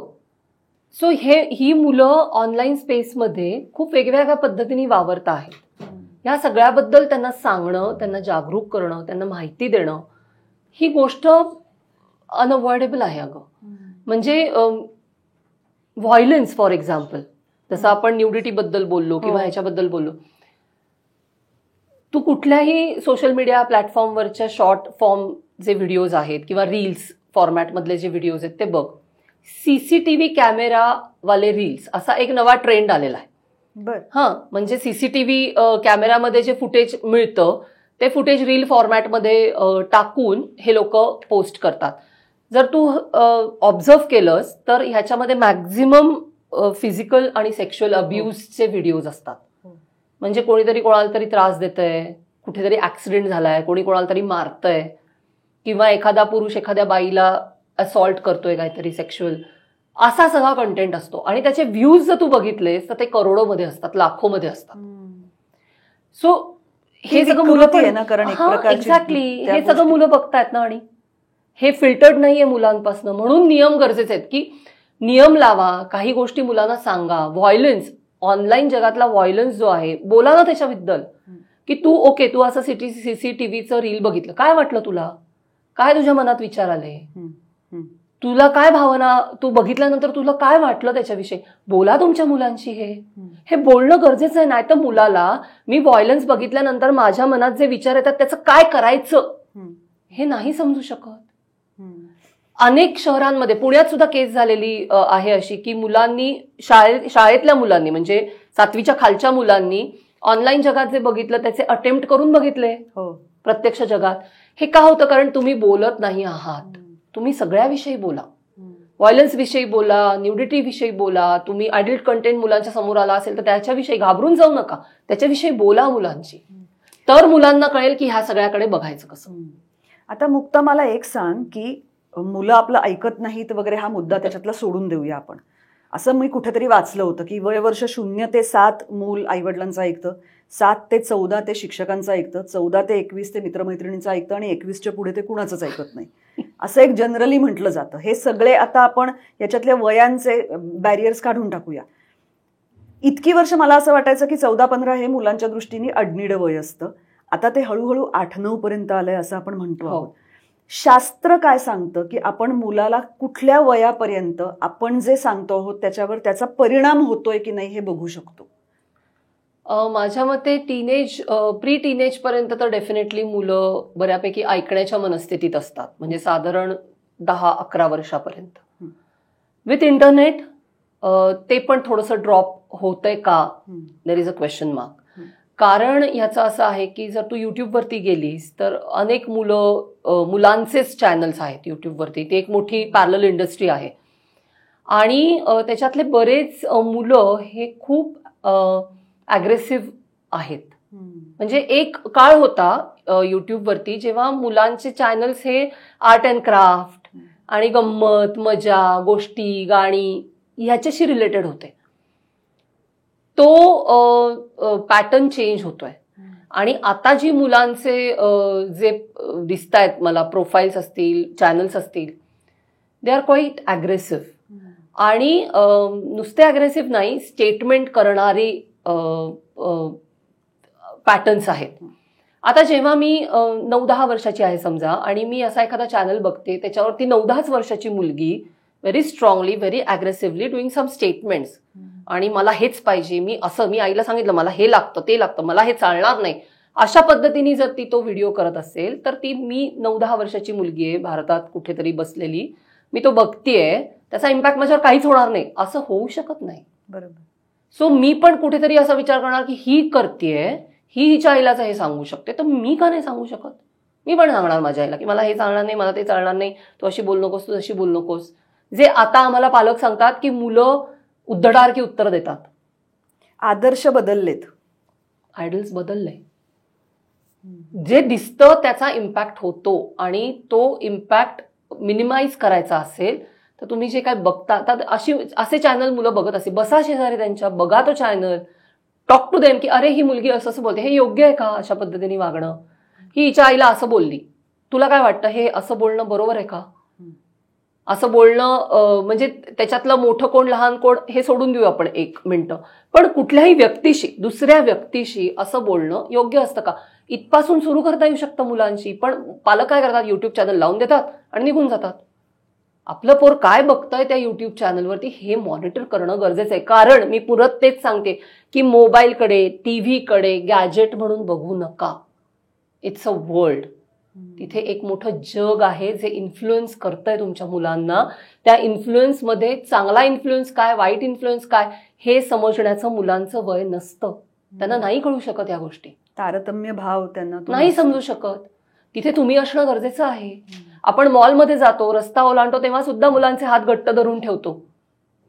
ऑनलाईन जगात तुम्ही कसं काय सोडून देऊ शकता त्यांना? नाही सोडलं पाहिजे. तिथे सुद्धा तुमचा हात त्यांच्याबरोबर असणं ही त्यांची गरज आहे त्या वयाची. एकदा ते 15-16 वर्षाचे झाले की ते तसाही हात सोडून देणार आहे. ते विचारणार पण नाहीयेत की तुम्ही आमचा हात पकडा. 15-16 काय, मी तर म्हणते 13-14व्या वर्षीच ते सोडून देतात हात. पण निदान तोपर्यंत तुम्ही असा त्यांच्याबरोबर, ती गरज आहे त्यांची, त्यांना सोडून देऊन चालणार नाही. आता ना हे कसं आहे की हे आपण कॉन्शियसली जेव्हा काही गोष्टींचा चॉईस करतो, निवड करतो तेव्हा आहे. पण मोबाईल फोन हे जे एक यंत्र सतत आपल्या आजूबाजूला असतं ते आता भीतीदायक पद्धतीने आपलं बोलणं ऐकतं, आपल्याकडे बघतं. म्हणजे आत्ता आपण दोघी जणी जे बोलतो, थोड्या वेळाने माझ्या फोनवर त्याच्याशी संबंधित काहीतरी गोष्टी यायला लागलेल्या असतात. याचा अनुभव हल्ली आपण सगळेजण घेतो. मी असंही कुठेतरी मध्यंतरी वाचलं, ऐकलं की तुम्ही तुमच्या प्रायव्हेट स्पेसेसमध्ये असताना फोन अशा पद्धतीने ठेवा की त्याचा कॅमेरा तुमच्याकडे फेसिंग नसेल. हे सगळं भयंकर भीतीदायक पद्धतीने आता ह्या लेवलला जायला लागलंय. ते डीप फेक आहे, ते फेस मॉर्फिंग वगैरे आहे. ह्याच्याविषयी काय तुझा अभ्यास सांगतो? हे सगळं कुठे चाललंय? हे बघ, तंत्रज्ञान न्यूट्रल असतं. ते कोणीही वापरू शकतं. आता deep fake technology for example, it's a technology. ते क्रिमिनल्स पण वापरतात आणि ते बेटरमेंटसाठी पण वापरलं जातं. आता होतं कसं की सायबर स्पेस मधल्या जेवढ्या काही टेक्नॉलॉजीज आहेत AI बेस्ड, ह्या सगळ्या टेक्नॉलॉजी AI बेस्ड आहेत. ह्या क्रिमिनल माइंडेड लोकांना पण तेवढ्याच उपलब्ध असतात. सो मग डीप फेकच्या केसेस होतात, फेस मॉर्फिंगच्या होतात, व्हॉइस क्लोनिंगच्या होतात. व्हॉइस क्लोनिंग हा तर एवढा मोठा थ्रेट आहे. म्हणजे तू मला फोन करायचास आणि तुझ्याच आवाजात मला ऐकू येतंय की मुक्ता मला अमुक अमुक पैसे तातडीने पाठव वगैरे वगैरे. आता हे मला समजायला की हा तुझा कॉल नाहीये, हे कधी मला कळेल? जेव्हा मी इमोशनली स्टेबल असेन. जर मी पॅनिक झाले आणि मला असं खरंच वाटलं की अरे बापरे, ही कुठेतरी अडकलीये, मला हिला मदत करणं आता गरजेचं आहे, तर त्या इमोशन्समध्ये मी निर्णय घेतले तर ते तुम्ही ट्रॅपमध्ये अडकला. सो ही टेक्नॉलॉजी क्रिमिनल्सच्या हातात आहे आणि क्रिमिनल्स हे ऑलवेज 2 पावलं पुढे असतात. हे कायम लक्षात ठेवलं पाहिजे. आपल्यापेक्षा ते ऑलवेज 2 पावलं पुढे असतात, नंबर 1. आणि पळवाटा त्यांना परफेक्ट माहिती असतात, नंबर 2. कारण त्यांना पळून जाण्याची वेळ आली तर कुठे पळून जायचंय याचं नियोजन करूनच क्राईम केला जातो. ते हुशार असतात. आणि सायबर मधले तर मी असं म्हणेन की दे आर क्रिएटिव्ह. सॉरी, म्हणजे खूप वेगळ्या अर्थाने हे, पण सिरियसली म्हणजे दे आर क्रिएटिव्ह. बिचार डोकं भलतीकडे चाललंय. पण ज्या ज्या नवीन नवीन क्लुप्त्या काढल्या जातात, ज्या ज्या नवीन नवीन पॅटर्न्स येतात, म्हणजे तुम्ही विचार करण्याच्या आधी पुढचे 4 पॅटर्न्स येऊन आदळलेले असतात. इतका जास्त अभ्यास आपला सगळ्यांचा ॲज अ कन्झ्युमर त्या इंडस्ट्रीने केलेला आहे आणि it is very organised industry. म्हणजे आम्ही तर असं म्हणतो की ऑनलाईन जग हा भावनांचा बाजार आहे. तुमचा जर तुमच्या भावनांवर त्या स्पेसमध्ये कंट्रोल नसेल तर तुम्ही खूप सहज वेगवेगळ्या ट्रॅपमध्ये अडकले जाऊ शकता.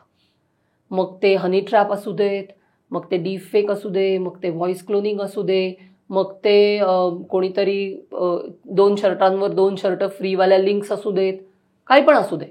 इट्स ऑल, ते शेवटी तुझ्या इमोशन्सशी येऊन थांबतं. How controlled you are. कारण बेसिक 5-6 भावना असतात ज्या सायबर स्पेसमध्ये वापरल्या जातात. एक तर आकर्षण, दुसरं भीती, मोह, असुरक्षितता. ह्या ज्या अगदी मूलभूत मानवीय भावना आहेत की आणि इच्छा, लोभ, याच्यावरतीच सगळं काम चालतं तिथे. याच्यावरतीच सगळे ट्रॅप्स टाकलेले असतात. सो तुम्ही कंट्रोल्ड राहणं तुमच्या इमोशन्सच्या बाबतीत. म्हणजे आता आम्ही नगरमध्ये जे करतो आहोत तिथे आम्ही मुलांना हे शिकवतोय. म्हणजे मुलांना मोहात पाडायचं, म्हाताऱ्यांना भीती दाखवायची. एक्झॅक्टली. आणि परत तुमचं प्रोफायलिंग होतं ना ग. म्हणजे ज्याला डिजिटल प्रोफाईल जे तुमच्या फुटप्रिंट्स याच्याविषयी एकदा जरा सांगा. डिजिटल प्रोफाईल किंवा फुटप्रिंट्स जे तू मगासपासून म्हणते आहेस त्याच्याविषयी जरा थोडं अजून इन डिटेल सांग. डिजिटल फुटप्रिंट म्हणजे तुम्ही ऑनलाईन जगामध्ये जे काही वावर तुमचा जो काही आहे त्याच्या पाऊलखुणा. म्हणजे तुम्ही काय करता की तुम्ही जे काय अपलोड करता, डाउनलोड करता, कोणाला फॉलो करता, अनफॉलो करता, कोणाला फ्रेंड लिस्टमध्ये घेता, काढून टाकता, काय पोस्ट करता, कुठले व्हिडिओज बघता, कुठल्या लिंक्सला क्लिक करता, इथपासून ते एखादा तुम्ही पोस्ट वाचता आहात त्याच्यावरती कुठल्या शब्दावरती समजा तुमची नजर जास्त वेळ थांबली तर ती जास्त वेळ का थांबली आणि त्या शब्दानंतर तुम्ही पुढच्या शब्दावर गेल्यानंतर तिथे कमी वेळ थांबली का जास्त वेळ थांबली ह्याचा अर्थ तुम्ही तुमच्या मेंदूमध्ये काय विचार करता आहात इथपर्यंत सगळ्या गोष्टींचं ट्रॅकिंग होतं, ज्याला आयबॉल ट्रॅकिंग म्हणतात. काहीही सुटलेलं नाही. म्हणजे थोड्या दिवसांनी तू एखादी पोस्ट वाचताना तुझा श्वास किती घेतलेस आणि किती नाही ह्याचं सुद्धा ट्रॅकिंग होईल, कारण तुझ्या हातामध्ये डिजिटल बँड आहे. तुझं ब्लड प्रेशर कमी जास्ती झालं का, मग ते पोस्ट वाचून झालं, व्हिडिओ वाचून झालं का, काय बघून झालं, व्हाय यू आर स्टिम्युलेटेड, ह्याचं सुद्धा ट्रॅकिंग होईल, कारण तुझ्या हातात एक असं डिव्हाइस तू लावलेलं आहे की ज्याचा डेटा इज अवेलेबल, ज्याच्यामध्ये तुझा पल्स रेट येतो, त्याच्यामध्ये तुझं बीपी येतं, ज्याच्यामध्ये तुझ्या अनेक फिजिकल एलिमेंट्सच्या गोष्टी रेकॉर्ड होतात. आणि हा सगळ्याचा डेटा आहे, याला डिजिटल फुटप्रिंट म्हणतात. हा डेटा वापरून तुमचं डिजिटल प्रोफाईल तयार होतं. मी डिजिटल बँड वापरत नाही. हे सगळं कोण करतं? हे सगळं कंपन्या करतात. ज्या कंपन्या तुम्हाला हे बँड्स विकतात, ज्या कंपन्या ऍप्स विकतात, ज्या कंपन्या वेगवेगळे प्लॅटफॉर्म्स वापरतात, तयार करतात, ज्याच्यावरती तुम्ही कन्झ्युमर म्हणून जाता, युजर म्हणून जाता, तिथून हा सगळा डेटा जनरेशन होतं आणि मग हा डेटा विकला जातो. आता जे आपल्याकडे पण जे IT बिल येत आहे त्याच्यामध्ये पण ही तरतूद आहे की जर एखाद्या कंपनीला माझा डेटा वापरायचा असेल तर मला ते सांगणं लागतात, which is a very good step आपल्या गव्हर्नमेंटनी घेतलेली. कारण आतापर्यंत मला हे माहितीच नाही ना की माझा डेटा कोण वापरतं. पण त्यातही ते पळवाटा काढतील. ते तर काढतीलच, कायदा आहे तिथे पळवाट आहे. पण निदान एक स्टेप आपण पुढे टाकले की जिथे काहीच माहिती नव्हतं तिथे ऍटलिस्ट आता हे माहिती होईल मला की अमुक एक कंपनी ह्या कारणासाठी माझा डेटा वापरणार आहे. आणि त्याच्यात अशी पण तरतूद आहे की जर मला हे सांगितलं नाही आणि परस्पर डेटा वापरला गेला तर दंडाची तरतूद आहे आणि ते काही कोटींमध्ये दंड आहेत. पण कमिंग बॅक टू आपला मुद्दा, तर हे सगळं मिळून माझं डिजिटल प्रोफाईल तयार होतं जे 24/7 प्रत्येक क्षणाला अपडेट होतं. कारण आपण ऑनलाईनच असतो सारखे. परत आपण फिजिकली म्हणजे ऍक्च्युली ऑनलाईन गेलो नसलो तरी आपला फोन आपलं सगळं बोलणं ऐकतो. सो त्या अर्थाने आपल्या आयुष्यात तो 24/7 आहे आणि तो डेटा जनरेशन होतं ज्याला डिजिटल प्रोफाईल असं म्हटलं जातं. आणि हे डिजिटल प्रोफाईल वापरून तुम्हाला कुठल्या वस्तू विकायच्या, तुम्हाला तुमचे प्रेफरन्सेस कुठले असले पाहिजेत, एखादी वस्तू तुम्हाला गरजेची नाहीये पण ती गरजेची कशी आहे हे तुम्हाला सारखं दाखवत राहायचं. इथपासून तुम्ही काय विचार करायचा इथपर्यंत कुठल्याही गोष्टी इन्फ्लुएन्स करता येतात. पण इतकं माणसाचं मन मऊ आहे. हो, करता येतात. ज्याची आपण 2014ची केस ही उत्तम उदाहरण आहे. ट्रम्प, आत्ता पण पुन्हा ट्रम्प निवडून आले दुसऱ्यांदा, पण 2014 जेव्हा ते निवडून आले होते तेव्हा जी केम्ब्रिज अनालिटिका केस झाली ती हीच होती की फेसबुकवरचा माणसांचा डिजिटल फुटप्रिंट्स वापरून त्यांना इन्फ्लुएन्स करण्याचा प्रयत्न झाला. दॅट वॉज द केस की ज्याच्यासाठी मार्क झुकरबर्गला अमेरिकन काँग्रेस समोर कित्येक तास बसून त्यांच्या प्रश्नांची उत्तर द्यावी लागली की हे सगळं काय, आम्हाला हे का तुम्ही केलं. कारण हे होतच, हे केलंच जातं. म्हणून तर डेटाला असं म्हणतात ना की data is like a gold, सोन्याचे भाव आहेत त्याला. ज्याच्याकडे सगळ्यात जास्त डेटा तो श्रीमंत. म्हणजे तुला खरं सांगायचं तर हे युद्ध जे आहे हे डेटाचं युद्ध आहे. आणि मुलं ह्याच्यामध्ये वल्नरेबल का आहेत, कारण ती लॉंग टर्म युजर्स आहेत. 40 आणि 50ला आलेली माणसं काय 20-25 वर्ष अजून युजर्स म्हणून अस्तित्वात असतील, पण 10 वर्षाचं जे मूल आहे, 9 वर्षाचं जे मूल आहे ते पुढची 80 वर्ष 70 वर्ष युजर आहे. आणि परत त्यांना तो निवडीचा त्यावेळेला ते भान नाहीये. आणि मी जे ऑब्झर्व करते गेली 5-1 वर्ष किंवा त्याच्याही थोडं आधीपासून की ही जी मुलं आहेत ह्यांना एका विशिष्ट पद्धतीने ग्रूम केलं जातं फॉर द इंटरनेट युजर्स, की इंटरनेट युजर म्हणून त्यांची एक मानसिकता तयार करण्याचे प्रयत्न होतात, विच इज व्हेरी ऑब्वियस, कारण प्रॉडक्ट विकायचं आहे. बरोबर. पण मला ॲज अ ग्राहक हे माहिती असलं पाहिजे की दोऱ्या माझ्या हातात हव्यात, तरच मी सर्व्हाइव्ह होऊ शकते ह्या सगळ्या केऑसमध्ये. जर दोऱ्या समोरच्या कंपनीच्या हातात गेल्या किंवा जो कोणी डेटावर बसलाय त्याच्या हातात गेल्या तर मी व्हल्नरेबलच आहे ना, कारण मला कळतच नाही की माझ्याबरोबर काय घडतंय, की मला रेकमेंडेशन्स येत आहेत आणि मी ती फॉलो करते, पण मला ते हवंय का मुळात, तो माझा चॉईस आहे का, ती माझी गरज आहे का, ती इन्फॉर्मेशन मला उपयुक्त आहे का, ह्याचा विचार करण्याची फुरसतच ही स्पेस तुम्हाला देत नाही. इतकं प्रचंड बंबार्डिंग आहे. 100%. तू फुरसत म्हणालीस याच्यावरनं मला फार महत्वाचं वाटतंय. मी मध्ये मध्ये एवढ्यासाठी तुला थांबवतेय कारण म्हणजे मलाच असं वाटतंय की तू पुढच्या मुद्द्याकडे शांतपणे यावीस. हल्ली काय झालंय, इतकी इन्फॉर्मेशन सगळ्या बाजूनी आपल्यावर आदळतीये ना, की मेंदू एका मर्यादेच्या पलीकडे दमतो. माणसाला काही प्रमाणात शांतता, एकटेपणा, विचार करण्याचा वेळ, ती फुरसत लागते. हेच आता हळूहळू नष्ट होत चाललंय. सततचा कोलाहल, सततचा, आजूबाजूला माणसं नसतील तर आपण जे बघतो आहोत त्याच्यातले आवाज, ह्याच्यामध्ये ते ब्रेन रॉट जे म्हणतायत ते मेंदू झिजून चाललेत त्या ह्याच्यामध्ये. म्हणजे हे भीतीदायक आहे, खूप भीतीदायक आहे. आणि हेच ॲडिक्शनकडे घेऊन जातं, कारण तुमच्या मेंदूला सवय लागते आणि मग त्यातून ती शांतता मिळते असं वाटतं. म्हणजे स्टिम्युलेशन आहे ना ते, फक्त डोपामाइनचा खेळ आहे अल्टिमेटली सगळा. तुला सिगरेट प्याल्यानंतर, दारूचा एक ग्लास प्याल्यानंतर लोकांना जे वाटतं, मला किक बसली, मला छान वाटलं, ओ आय एम रिलॅक्स्ड, तेच सगळं होतं इथे. मेंदू त्याच पद्धतीने काम करतोय, मेंदू वेगळ्या पद्धतीने काम नाही करत. पण पॉर्न ऍडिक्शन मधनं all kind of digital addictions same घडतं, की तुम्हाला तो क्विक एक हे बसतो, जसं सिगरेट प्याल्यानंतर तुम्हाला एक तो किक बसते, तशी तुम्हाला क्विक एक स्टिम्युलेशन मिळतं आणि you are relaxed for the moment.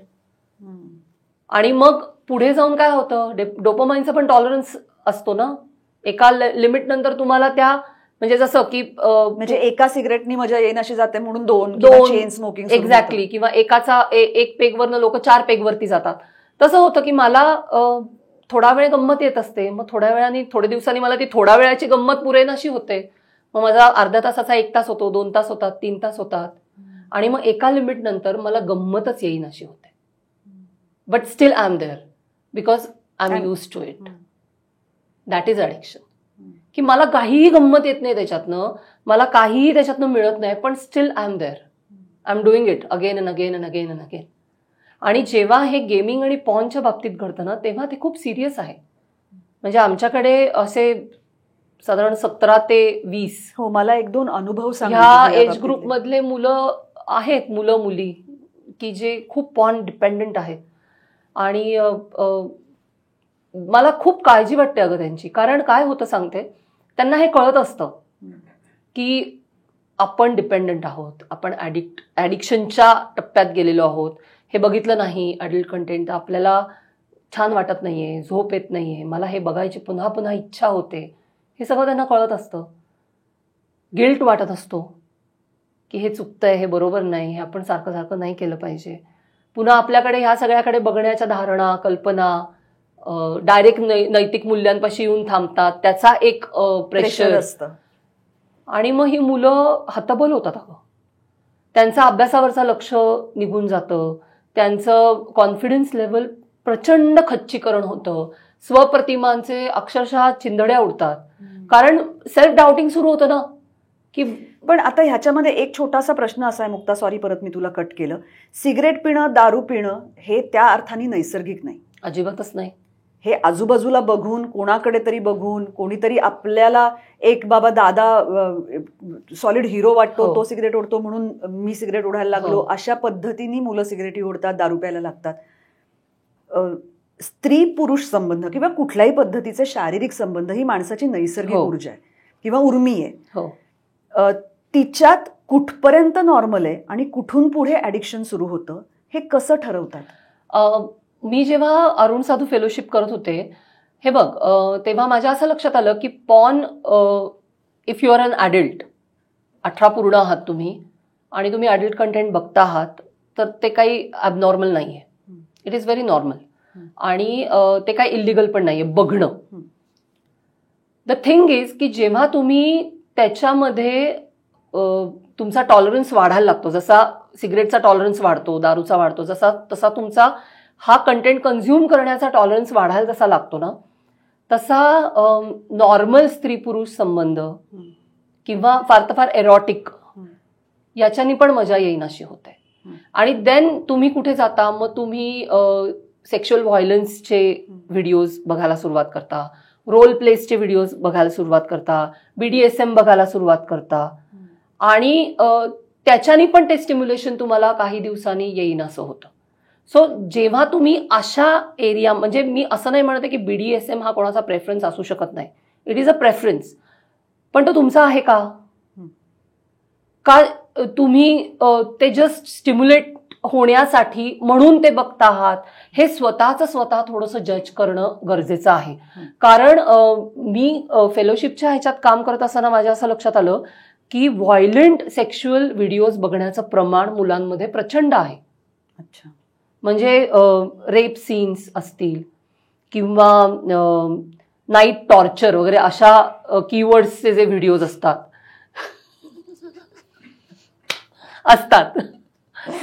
किंवा असे टाईपचे, म्हणजे असं जे काही प्रकार असतात, रोल प्लेसचे प्रकार असतात, तर ह्याचं बघण्याचं प्रमाण वाढतं. आणि हे जेव्हा तुमचा टॉलरन्स तेवढा बघण्याचा वाढलाय असा त्याचा सरळ अर्थ होतो. अदरवाईज तुम्ही सेक्शुअल असॉल्टचे व्हिडिओज नाही बघू शकत, पण तुम्ही ते बघू शकता, याचा अर्थच असा आहे की तुम्हाला तुमचे सेन्सेस नम झालेत.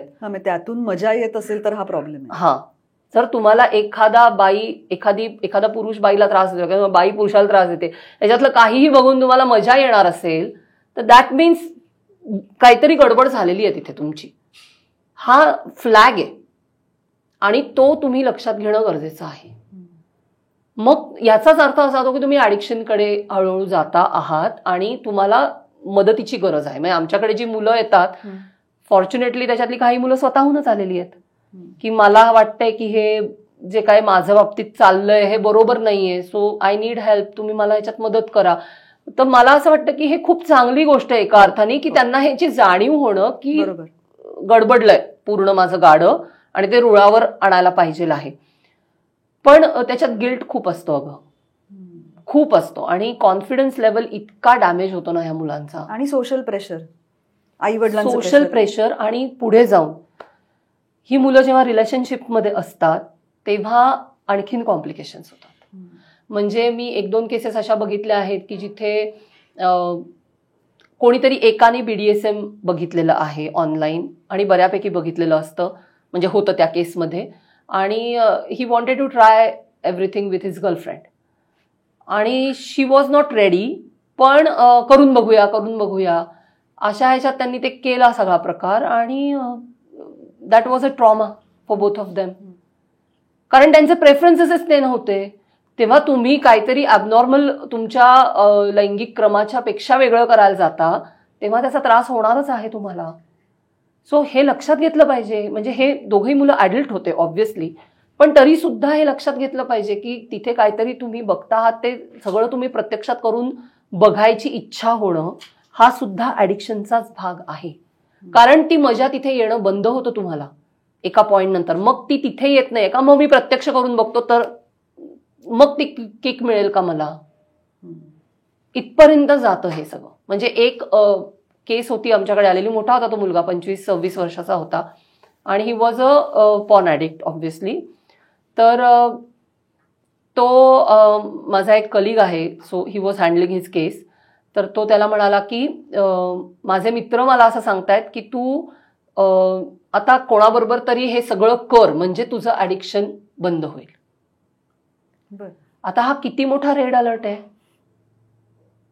मग त्याने विचारलं तुला गर्लफ्रेंड आहे का, नाही. अजून मोठा रेड अलर्ट. म्हणजे कोणाबरोबर करायचं जाऊन हे सगळं. आपण हे लक्षात घेतलं पाहिजे की ह्या गोष्टींचे इम्पॅक्ट काय काय लेवलवरती होत आहेत आणि सोल्युशन्स लोक अशी काढतात की मग तू कुठेतरी जा, हे सगळं तू जे काही बघतोयस, जे तुला करावं असं वाटतं ते सगळं करून ये म्हणजे तुझं ऍडिक्शन थांबेल. हे सोल्युशन नाही त्याच्यावरचं.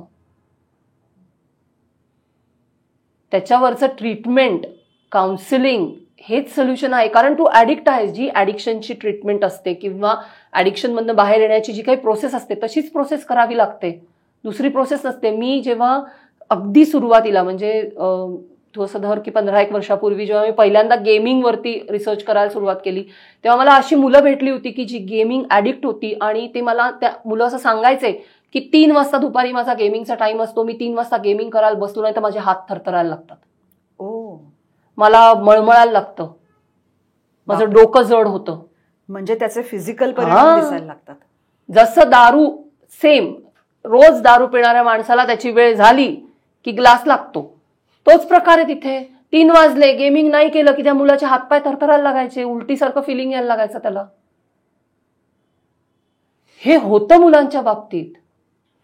पण मग आपल्याकडे जसं अदरवाईज डी ॲडिक्शन सेंटर्स असतात दारू आणि सिगरेटसाठी, तशी आता गेमिंग आणि पॉर्नसाठी सुद्धा आहेत?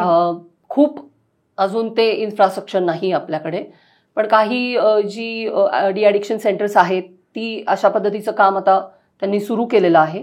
पण डेडिकेटेड किंवा असं खूप त्याच्यावरती फोकस्ड असं काम अजून आपल्याकडे होताना दिसत नाही. बाकी परदेशामध्ये सुरू झालंय.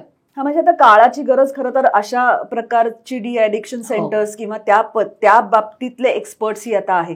कारण दुसरा मुद्दा याच्यामध्ये काय आहे मुक्ता, की बरेचदा असे ऑनलाईन गेम्स असतात ज्याच्या खाली एक बारीकशी त्यांनी लाईन लिहिलेली असते, जशी सिगरेटच्या पाकिटावर सुद्धा असते की कन्झम्पशन इज इंजुरियस वगैरे वगैरे. पण ते काय कोणी बघत नाही. मुलांना असं वाटतं की ह्यातून आपण ओव्हरनाईट गेमर होऊ किंवा एक्सपर्ट होऊ, त्यातून आपल्याला पैसे मिळायला लागतात. बरोबर. हे खरंच असं होतं का? हे बघ, गेमिंग इंडस्ट्री खूप मोठी आहे आणि भारतात ती बूमिंग आहे. म्हणजे काही 1000 करोड रुपयाची ती इंडस्ट्री आहे. सो गेमिंग इंडस्ट्रीमध्ये वेगवेगळ्या प्रकारचे जॉब्स तुम्हाला करता येतात. गेमिंग डिझायनर्स असतात, गेम टेस्टर्स असतात, गेमिंग इंडस्ट्रीमध्ये सायकोलॉजिस्टना सुद्धा जॉब्स असतात. कारण मी मगाशी म्हणलं तसं की ही भावनांवर चालणारी इंडस्ट्री आहे. सो तुमचा हुक कुठे प्लांट करायचा, इमोशनल हुक, म्हणजे तो माणूस पुढे तो गेम खेळेल याची स्ट्रॅटेजी असते. सो वेगवेगळ्या प्रकारचे जॉब्स असतात. तसंच गेमर होणं हा सुद्धा करिअरचा एक भाग असू शकतो अनडाऊटेडली. जसं युट्यूबर होणं किंवा इन्फ्लुएन्सर होणं हे आताचे नवीन करिअर अपॉर्च्युनिटीज आहेत. पण ह्या सगळ्यासाठी ना त्या विषयाचा अभ्यास लागतो. कोणीही मुलांनी असं समजू नये की मी चांगला घरी पबजी खेळतो म्हणजे मी गेमर होऊ शकतो. No, it is not like that. तुम्हाला गेमिंग टेस्टर म्हणून काम करायचं असेल, तुम्हाला प्रोफेशनल गेमर व्हायचं असेल तर त्याच्यासाठीचे स्किलसेट आहेत, त्याच्यासाठीचा अभ्यास असतो. आत्ता मला वाटतं 2-3 महिन्यापूर्वीच एक जागतिक स्तरावरची ऑनलाईन गेमिंगची कॉम्पिटिशन झाली ज्याच्यात भारतातल्या एका मुलांनी खूप मोठं प्राइज जिंकलं. सो पण तो मुलगा काय असा नुसता दिवस रात्र एक कुठला तरी गेम घेऊन खेळ असं नाही. त्याला एक स्ट्रॅटेजिकली प्लॅनिंग असतं. त्याच्यासाठी तुमचं काही एक फिजिकल फिटनेस लागतो. जरी तुम्ही बसून तो गेम खेळणार असलात तरी सुद्धा तुम्हाला कॉन्सन्ट्रेशनच्या साठीचे एक्सरसाइजेस करायला लागतात. तुम्हाला हाय अँड कोऑर्डिनेशन साठीचे एक्सरसाइजेस करायला लागतात. म्हणजे असं नाहीये, हे कोणीही कृपया समजू नये की तुम्ही घरात एखादा गेम खेळता आहात तुमच्या डिव्हाइसवरती याचा अर्थ तुम्ही गेमर होऊ शकता. तुम्ही गेमर डेफिनेटली होऊ शकता, पण त्याच्यासाठीची मेहनत ही वेगळ्या पद्धतीची असते. त्याच्यासाठीचं प्लॅनिंग हे वेगळ्या पद्धतीचं असतं. ते करण्याची तुमची तयारी आहे का? मग तुम्ही जरूर जा. जसं कुठल्याही क्षेत्रामध्ये तुम्ही अभ्यासाशिवाय सक्सेस होऊ शकत नाही, तेच नियम याही क्षेत्राला लागतात. तुम्ही गेमिंग डेव्हलपर होऊ शकता, पण त्याच्यासाठी तुम्हाला ते शिकावं लागेल. तुम्हाला ॲनिमेशनमध्ये जाऊन गेमिंगमध्ये काम करायचं असेल तर तुमचं चित्रकला चांगली लागते, त्याच्याशिवाय तुम्ही ॲनिमेशनमध्ये जाऊ शकत नाही. सो प्रत्येक ह्याला काही ना काहीतरी तुमच्याकडे स्किलसेट लागतो, अभ्यास लागतो. हे सगळ्यांनी लक्षात ठेवणं फार गरजेचं आहे. कारण हे खूप सोपं वाटतं अगं दिसताना. कारण अनेक असे गेम्स आहेत की जे खेळा आणि मग पैसे मिळवा, पण त्याच्यात पैसे किती लोक गमावतात याचं गणित कधी बघितलं जात नाही. म्हणजे असे जे ऑनलाईन गेम्स असतात ना, की रमी फॉर एक्झाम्पल, की पैसे लावा, पैसे खेळा, रमी खेळा, पैसे जिंका, पण गमावणाऱ्यांची संख्या बघितली तर मिळणाऱ्यांची संख्या एवढीशीच असते. हो, कारण मुळात हे लक्षात घ्यायला पाहिजे की ते काही तुम्हाला पैसे देण्यासाठी Exactly. म्हणून हा गेम उघडून Exactly. बसलेले नाही, त्यांना पैसे कमवायचे तुमच्यातून. एक्झॅक्टली. त्यामुळे तो एक प्रकारचा जुगारच आहे. म्हणजे पर्टिक्युलरली काही गेम्स जे आहेत ना, तो एक प्रकारचा जुगार आहे. आणि जुगाराचं पण व्यसन हो, लागू शकतंच. लागतंच. त्यामुळे तशा प्रकारचे जे गेम्स आहेत त्याचं व्यसन तुम्हाला लागू शकतं आणि त्याच्यात तुम्ही किती पैसे गमावता आहात ह्याचं भान अनेकदा निश्चयाची शक्यता असते. त्यामुळे आपण क्विक मनीच्या मागे न लागणं हा सगळ्यात सोपा मार्ग असतो, कारण जगात काहीही फुकट मिळत नाही. मी तर इथपर्यंत जाऊन सांगते की लोकांना असं वाटतं की इंटरनेट तुम्हाला फुकट मिळतं एक डेटा पॅक सोडला तर, पण तसं नाहीये. इंटरनेटच्या जगात सुद्धा तुम्हाला अनेक गोष्टींची किंमत मोजावी लागते. तुमच्या वेळेची किंमत आहे, तुमच्या भावनांची किंमत आहे, तुमच्या तब्येतीची, तुमच्या डेटाची किंमत आहे. ही सगळी किंमत मोजता तुम्ही तेव्हा तुम्हाला ते सगळं मिळतंय. सो असं समजू नका की तुमच्या खिशातनं पैसे जात नाहीत म्हणजे तुम्ही काही किंमत मोजत नाही आहात. असं नसतं गणित. तू कॉफी घेतोपर्यंत मी तुला पुढचा प्रश्न विचारते. मला आता एक कसं आहे की आपण इतका वेळ असं म्हणतो की मुलांच्या हातात फोन आहे, मुलांच्या हातात फोन आहे. आता अनेकदा असंही असतं की मुलांच्या हातात ऍक्च्युली फोन नसतो. आपण असं दृश्य बघतो की आई वडील हॉटेलमध्ये गेलेली आहेत, रेस्टॉरंटमध्ये आई वडील गप्पा मारत जेवतायत, मूल शेजारी बसलंय, आई स्वतःचा फोन त्याच्याकडे देते किंवा वडिलांचा फोन त्याच्याकडे देतात आणि मुलं त्याच्यावर सगळं बघत असतात. Common problem. हा, तर आता ह्याच्यामध्ये काय चुका पालक करतात की ज्याच्यामुळे नको त्या गोष्टी मुलं बघतात? पालकांचे फोन हा पहिला सोर्स असतो मुलांसाठी. जेव्हा मूल छोटं असतं, जेव्हा त्याच्याकडे स्वतःचा फोन नसतो, तेव्हा पालक आणि आजी आजोबा यांचे मोबाईल हा पहिला ही दार उघडण्याची हे असते, म्हणजे स्टेपिंग अलिबाबाची गुहा. एक्झॅक्टली, तिथून उघडते. आता बऱ्याच पालकांच्या मध्ये मी हा ट्रेंड बघितलेला आहे की अडल्ट कंटेंट कन्झ्युम करतात. नॉट ओन्ली पालक, आजी आजोबांच्या वयाच्या स्त्री पुरुष सुद्धा. सो अडल्ट लोकांनी अडल्ट कंटेंट कन्झ्युम करणं ह्याच्यामध्ये काही प्रॉब्लेम नाही आहे. ते आपल्या देशात काही इलिगल नाही आहे. बट द प्रॉब्लेम इज की जेव्हा तुम्ही असा अडल्ट कंटेंट कन्झ्युम करता तेव्हा त्याच्या लिंक्स तुम्ही जर ते डाउनलोड केलं असेल तर तुमच्या ते फोटो व्हिडिओ हे तुमच्या गॅलरीमध्ये तसेच पडलेले असतात. गुगल हिस्ट्रीमध्ये त्या लिंक्स तशाच पडलेल्या असतात. ते कोणीही डिलीट करण्याची तसदी घेत नाही. मुलं जेव्हा फोन हातात घेतात तेव्हा ती पहिले गॅलरीत जातात, कारण त्यांना फोटो बघायला आवडतात. एवढंच त्यांचं कारण असतं. स्वतःचे फोटो, आईचे फोटो, वडिलांचे फोटो, कुठल्या तरी कार्यक्रमाचे फोटो, ट्रिपचे फोटो पुन्हा पुन्हा बघणं हा त्या मुलांसाठी आनंदाचा भाग असतो. म्हणून मुलं पहिल्यांदा गॅलरीवर जातात. जेव्हा ती गॅलरीत जातात तेव्हा आई वडिलांनी किंवा इतर कोणीही मोठ्यांनी जे काही बघितलेलं असतं ऑनलाईनच्या जगात ते सगळं असं त्यांच्या समोर मांडल्यासारखं येऊन पडतं आणि मुलं ते बघायला सुरुवात करतात. क्युरिओसिटी वाढते मुलांना. आजकालच्या मुलांना हे सांगावं लागत नाही की गुगल हिस्ट्रीच्या लिंक कुठे शोधायच्या, त्यांना ते माहिती असतं. ते ह्या काळामध्ये ह्या तंत्रज्ञानाबरोबर जन्माला आलेली मुलं आहेत, त्यांना काहीही सांगण्याची गरज नसते. They are tech savvy. हो, आपल्यापेक्षा खूप जास्त. त्यामुळे ते लँड होतात कुठे गुगलच्या हिस्ट्रीच्या लिंक्स आहेत हे माहिती असतं त्यांना. ते जातात तिथे सगळ्या अडल्ट साईटच्या लिंक्स जर असतील तर त्या त्यांना दिसतात, ते त्याच्यावर क्लिक करतात. आता फोन आई वडिलांचा आहे म्हणजे त्याच्यात जीमेलचं जे काही तुम्ही रजिस्ट्रेशन केलेलं आहे ते ऍडल्ट म्हणून झालेलं आहे. बरोबर. त्यामुळे तिथे जर तुम्ही ऍडल्ट कंटेंटची लिंक क्लिक केली तर फोनला, अल्गोरिदमला, जीमेलला, कोणालाही हे कळण्याचं कारण नाही की ते एक पोर करताय.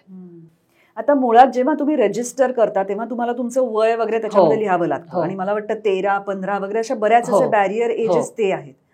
त्याच्याही खालची मुलं हे करत असतील समजा, पण म्हणून आई वडील हे करायला लागतात आणि मग मुलं त्याच्या ट्रॅपमध्ये अडकतात. नॉट ओन्ली दॅट, आपल्याकडे अशी परिस्थिती आहे की 8 आणि 9 वर्षाची मुलं किंवा 7 आणि 8 वर्षाची मुलं स्वतःच्या जन्मतारखा बदलून सोशल मीडिया प्लॅटफॉर्मवर आणि जीमेल्सवरती जातात. नॉट ओन्ली दॅट, पालकच ह्या जन्मतारखा बदलतात, कारण त्यांना असं वाटत असतं की माझ्या मुलाला ह्याचा ऍक्सेस मिळाला पाहिजे. म्हणजे इंस्टाग्रामचं माझ्या मुलाचं अकाउंट असलं पाहिजे, ह्याच्यासाठी 10 वर्षाचं मूल आहे, त्याची जन्मतारीख पुढे 3 वर्ष ढकलून ते 13 वर्षाचं आहे असं त्याच्यावर रजिस्टर करून त्याला ते अकाउंट काढून दिलं जातं. हे करणारे पालकच असतात. कुठे जाशील तू? जर पालकच हे प्रमोट करणार असतील तर मुलं कसं तुम्ही कंट्रोल करणार मुलांना आणि कुठून कंट्रोल करणार मुलांना? बरं, इंस्टाग्रामवर तुम्ही एकदा 13+ आहात म्हटल्यानंतर तुम्हाला काही फिल्टर नाही आहेत. ते जग तुमच्यासाठी ओपन आहे. अनलेस अँड अंटिल तुम्ही तुमचं अकाउंट प्रायव्हेट जर ठेवलं तर एकच फिल्टर काय लागतो की डायरेक्टली कोणी तुम्हाला फॉलो नाही करू शकत. तुम्हाला एक तो मध्ये फिल्टर रिक्वेस्ट करायला लागते. पण अनेक मुलं प्रायव्हेट ठेवत नाहीत कारण त्यांना फॉलोअर्स हवे असतात. त्यांना 10व्या वर्षी इन्फ्लुएन्सर व्हायचं असतं कारण ते बघत असतात की इथे खूप सारे इन्फ्लुएन्सर्स आहेत आणि त्यांना भरपूर फॉलोअर्स आहेत, त्यांना मजा येते, त्यांना ग्लॅमर आहे, त्याच्यामध्ये कौतुक आहे, अनेक गोष्टी आहेत, पैसे आहेत, त्यांना कोलॅब्स मिळत आहेत. सो त्या मुलांना 10व्या 12व्या वर्षी ते प्रायव्हेट ठेवायचं नसतं अकाउंट, ते पब्लिक करतात. मग पब्लिक केल्यानंतर तिथे प्रेडिटर्स येणार नाहीत का? येणारच. मग तिथे तुम्हाला अब्यूज करणारे येतात, ट्रोल करणारे येतात.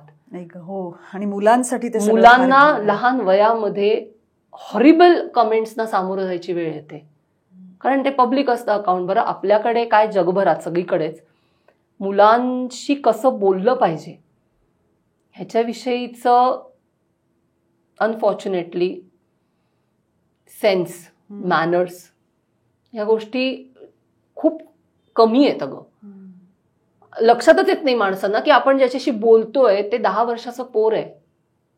जरी ते काही का व्हिडिओ करत असे ना, तुम्ही ॲडल्ट आहात, तुम्हाला हे समजलं पाहिजे की 10 वर्षाच्या मुलाशी आपण कसं बोललं पाहिजे.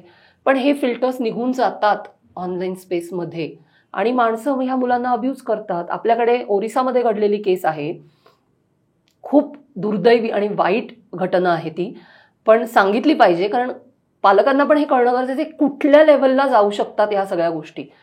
तो मुलगा होता ओरिसामधला आणि 13 का 14 वर्षाचा मुलगा होता किंवा 15 वर्षाचा त्या एज ग्रुपमध्ये, आणि he was a fantastic makeup artist. अप्रतिम मेकअप करायचा, स्वतःवर करायचा आणि मोस्ट ऑफ द टाइम तो फिमेल मेकअप्स करायचा. ब्रायडल असतील, इव्हनिंग थीम्सचे मेकअप असतील, असं सगळं. आणि त्याचे रील्स करून तो पोस्ट करायचा. अप्रतिम मेकअप होते त्याचे सगळे लुक्स.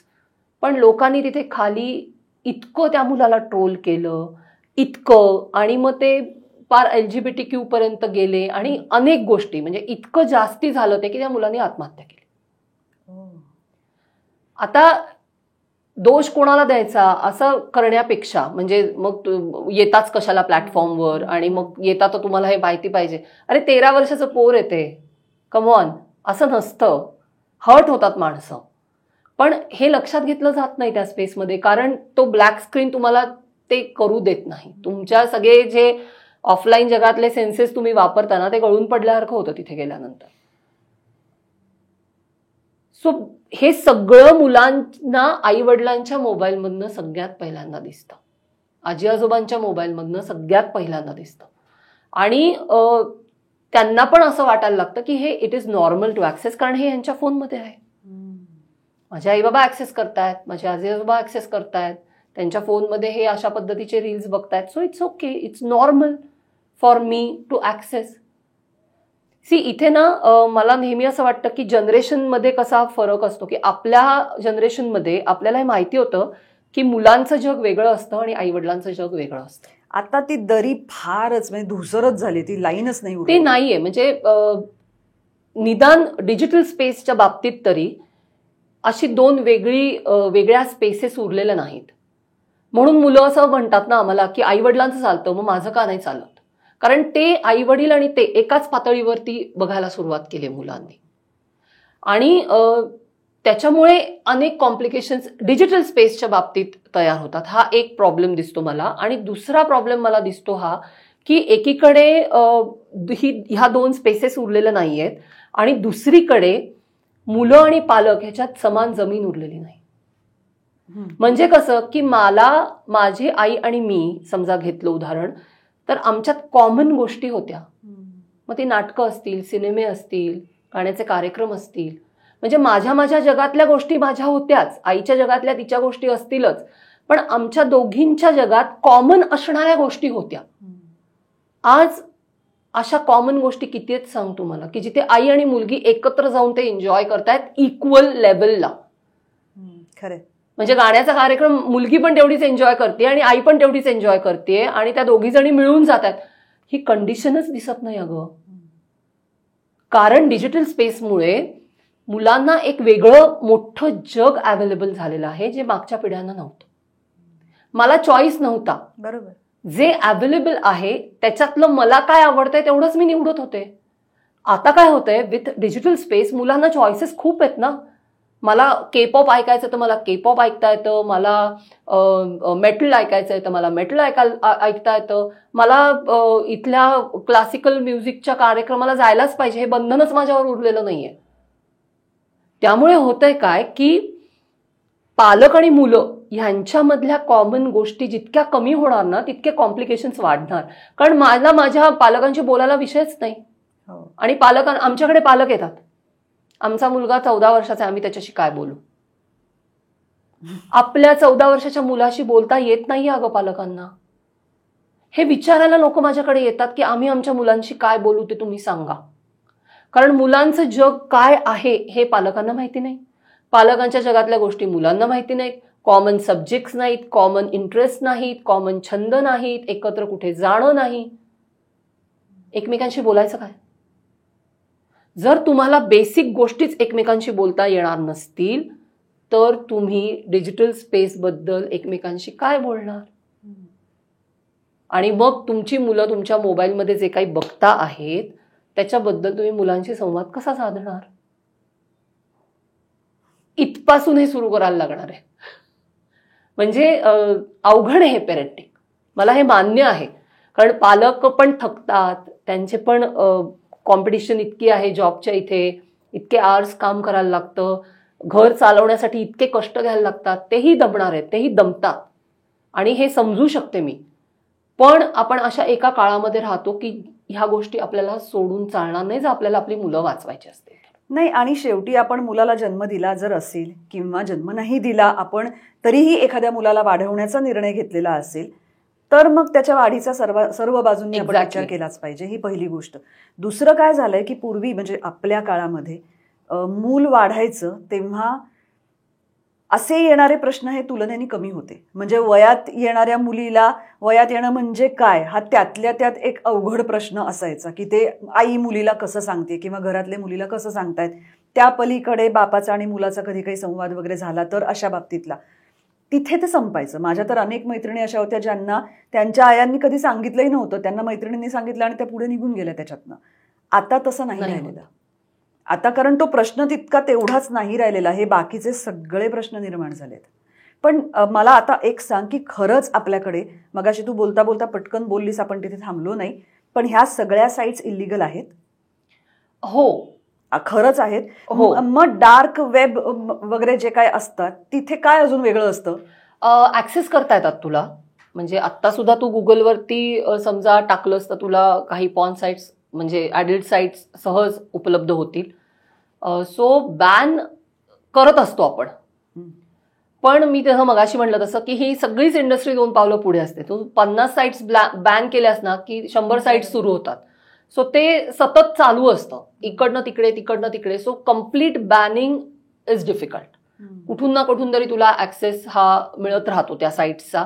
त्यामुळे पूर्णपणे त्या साईट्स तुला अवेलेबलच होणार नाहीत असं होत नाही. एक मुद्दा. दुसरा ह्याच्यातला अजून एक कॉम्प्लिकेटेड मुद्दा असा आहे की आता म्हणजे मी पर्टिक्युलरली गेल्या 4-5 वर्षात तुला ॲडल्ट कंटेंट बघण्यासाठी ॲडल्ट साईटवर जायची गरजच उरलेली नाही. हो, तू म्हणालीस ते गेमिंग. कारण गेमिंग सोड, तुझ्या सोशल मीडिया प्लॅटफॉर्म्सवरती, तुझ्या रील्समध्ये, तुझ्या युट्यूबवरती हे सगळं अवेलेबल आहे. हो, बरोबर आहे.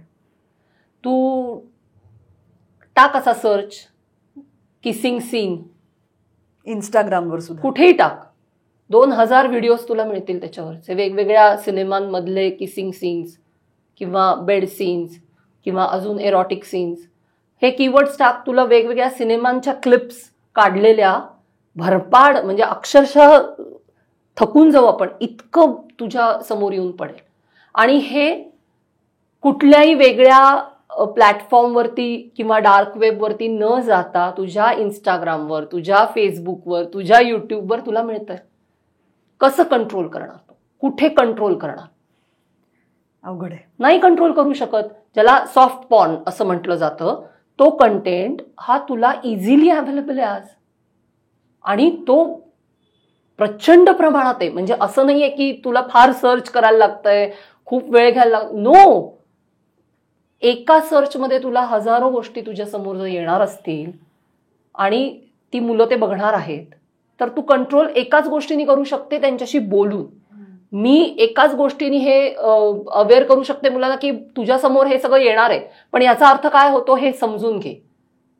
थोडक्यात ते त्यांच्या बाजूनी हे थांबवणार नाहीयेत. आपणच कुठेतरी बरं थांबवणं शक्य नाही, निदान त्याचं स्पीड कमी करणं, जर किंवा अवेअर करणं की मी एखादा कॉन्टेंट बघते, ह्याचा अर्थ काय होतो आणि त्याचा माझ्यावरती इम्पॅक्ट काय होतो. एवढं जरी आपण केलं ना, तरी सुद्धा मुलांच्या संदर्भातल्या अनेक प्रश्न जे आहेत ना, मी असं नाही म्हणणार की ते सुटतील म्हणजे लगेच, पण त्याच्या उत्तरांच्या दिशेने आपण निदान प्रवास करायला सुरुवात करू, जे आत्ता आपण करतच नाही आहोत. ह्या सगळ्याकडे खूप जास्त गांभीर्याने बघितलं पाहिजे, ही या सगळ्याची बॉटम लाईन आहे असं मला वाटतं. आणि फक्त गांभीर्याने नाही, हा एक धोका आहे म्हणून बघितलं पाहिजे. मुलांच्या वाढीतला हा एक अडथळा आहे म्हणून बघितलं पाहिजे. डेफिनेटली. कारण नुसतं गेमिंग किंवा अडल्ट कंटेंट असं नाही. आता आपण AIच्या जमान्यामध्ये आहोत, आणि आत्ता जरी AI बेबी अवस्थेत असलं तरी ते मॅच्युरिटीला यायला काही फार वेळ लागणार नाही, 2-3 वर्ष अजून, जेव्हा ते अडल्टहुडमध्ये जाईल. आत्ता मुलं काय करतात? कुठलाही प्रश्न आला की ChatGPTवर जातात आणि टाकतात, उत्तर घेतात आणि ते कॉपी करतात. याच्यातला सगळ्यात मोठा प्रॉब्लेम काय माहितीये का? तुम्ही विचार करण्याची प्रोसेसच बंद करताय. हे मानवी नाहीये ना ग, हे माणसाच्या बेसिक्सच्या विपरीत चाललंय. हे अपेक्षित नाहीये. अपेक्षित हे आहे की AIचा वापर तुम्ही असिस्टंट सारखा करा, like a library for example, की तुम्हाला 4 गोष्टी समजून घ्यायच्या आहेत, तर त्या 4 गोष्टी काय आहेत हे तुम्हाला हँडी एका ठिकाणी मिळेल. तुम्ही ते वाचा, तुम्ही तुमचा अनालिसिस करा, तुमच्या शब्दात तुम्हाला जे काही मांडायचं ते मांडा. हे अपेक्षित आहे.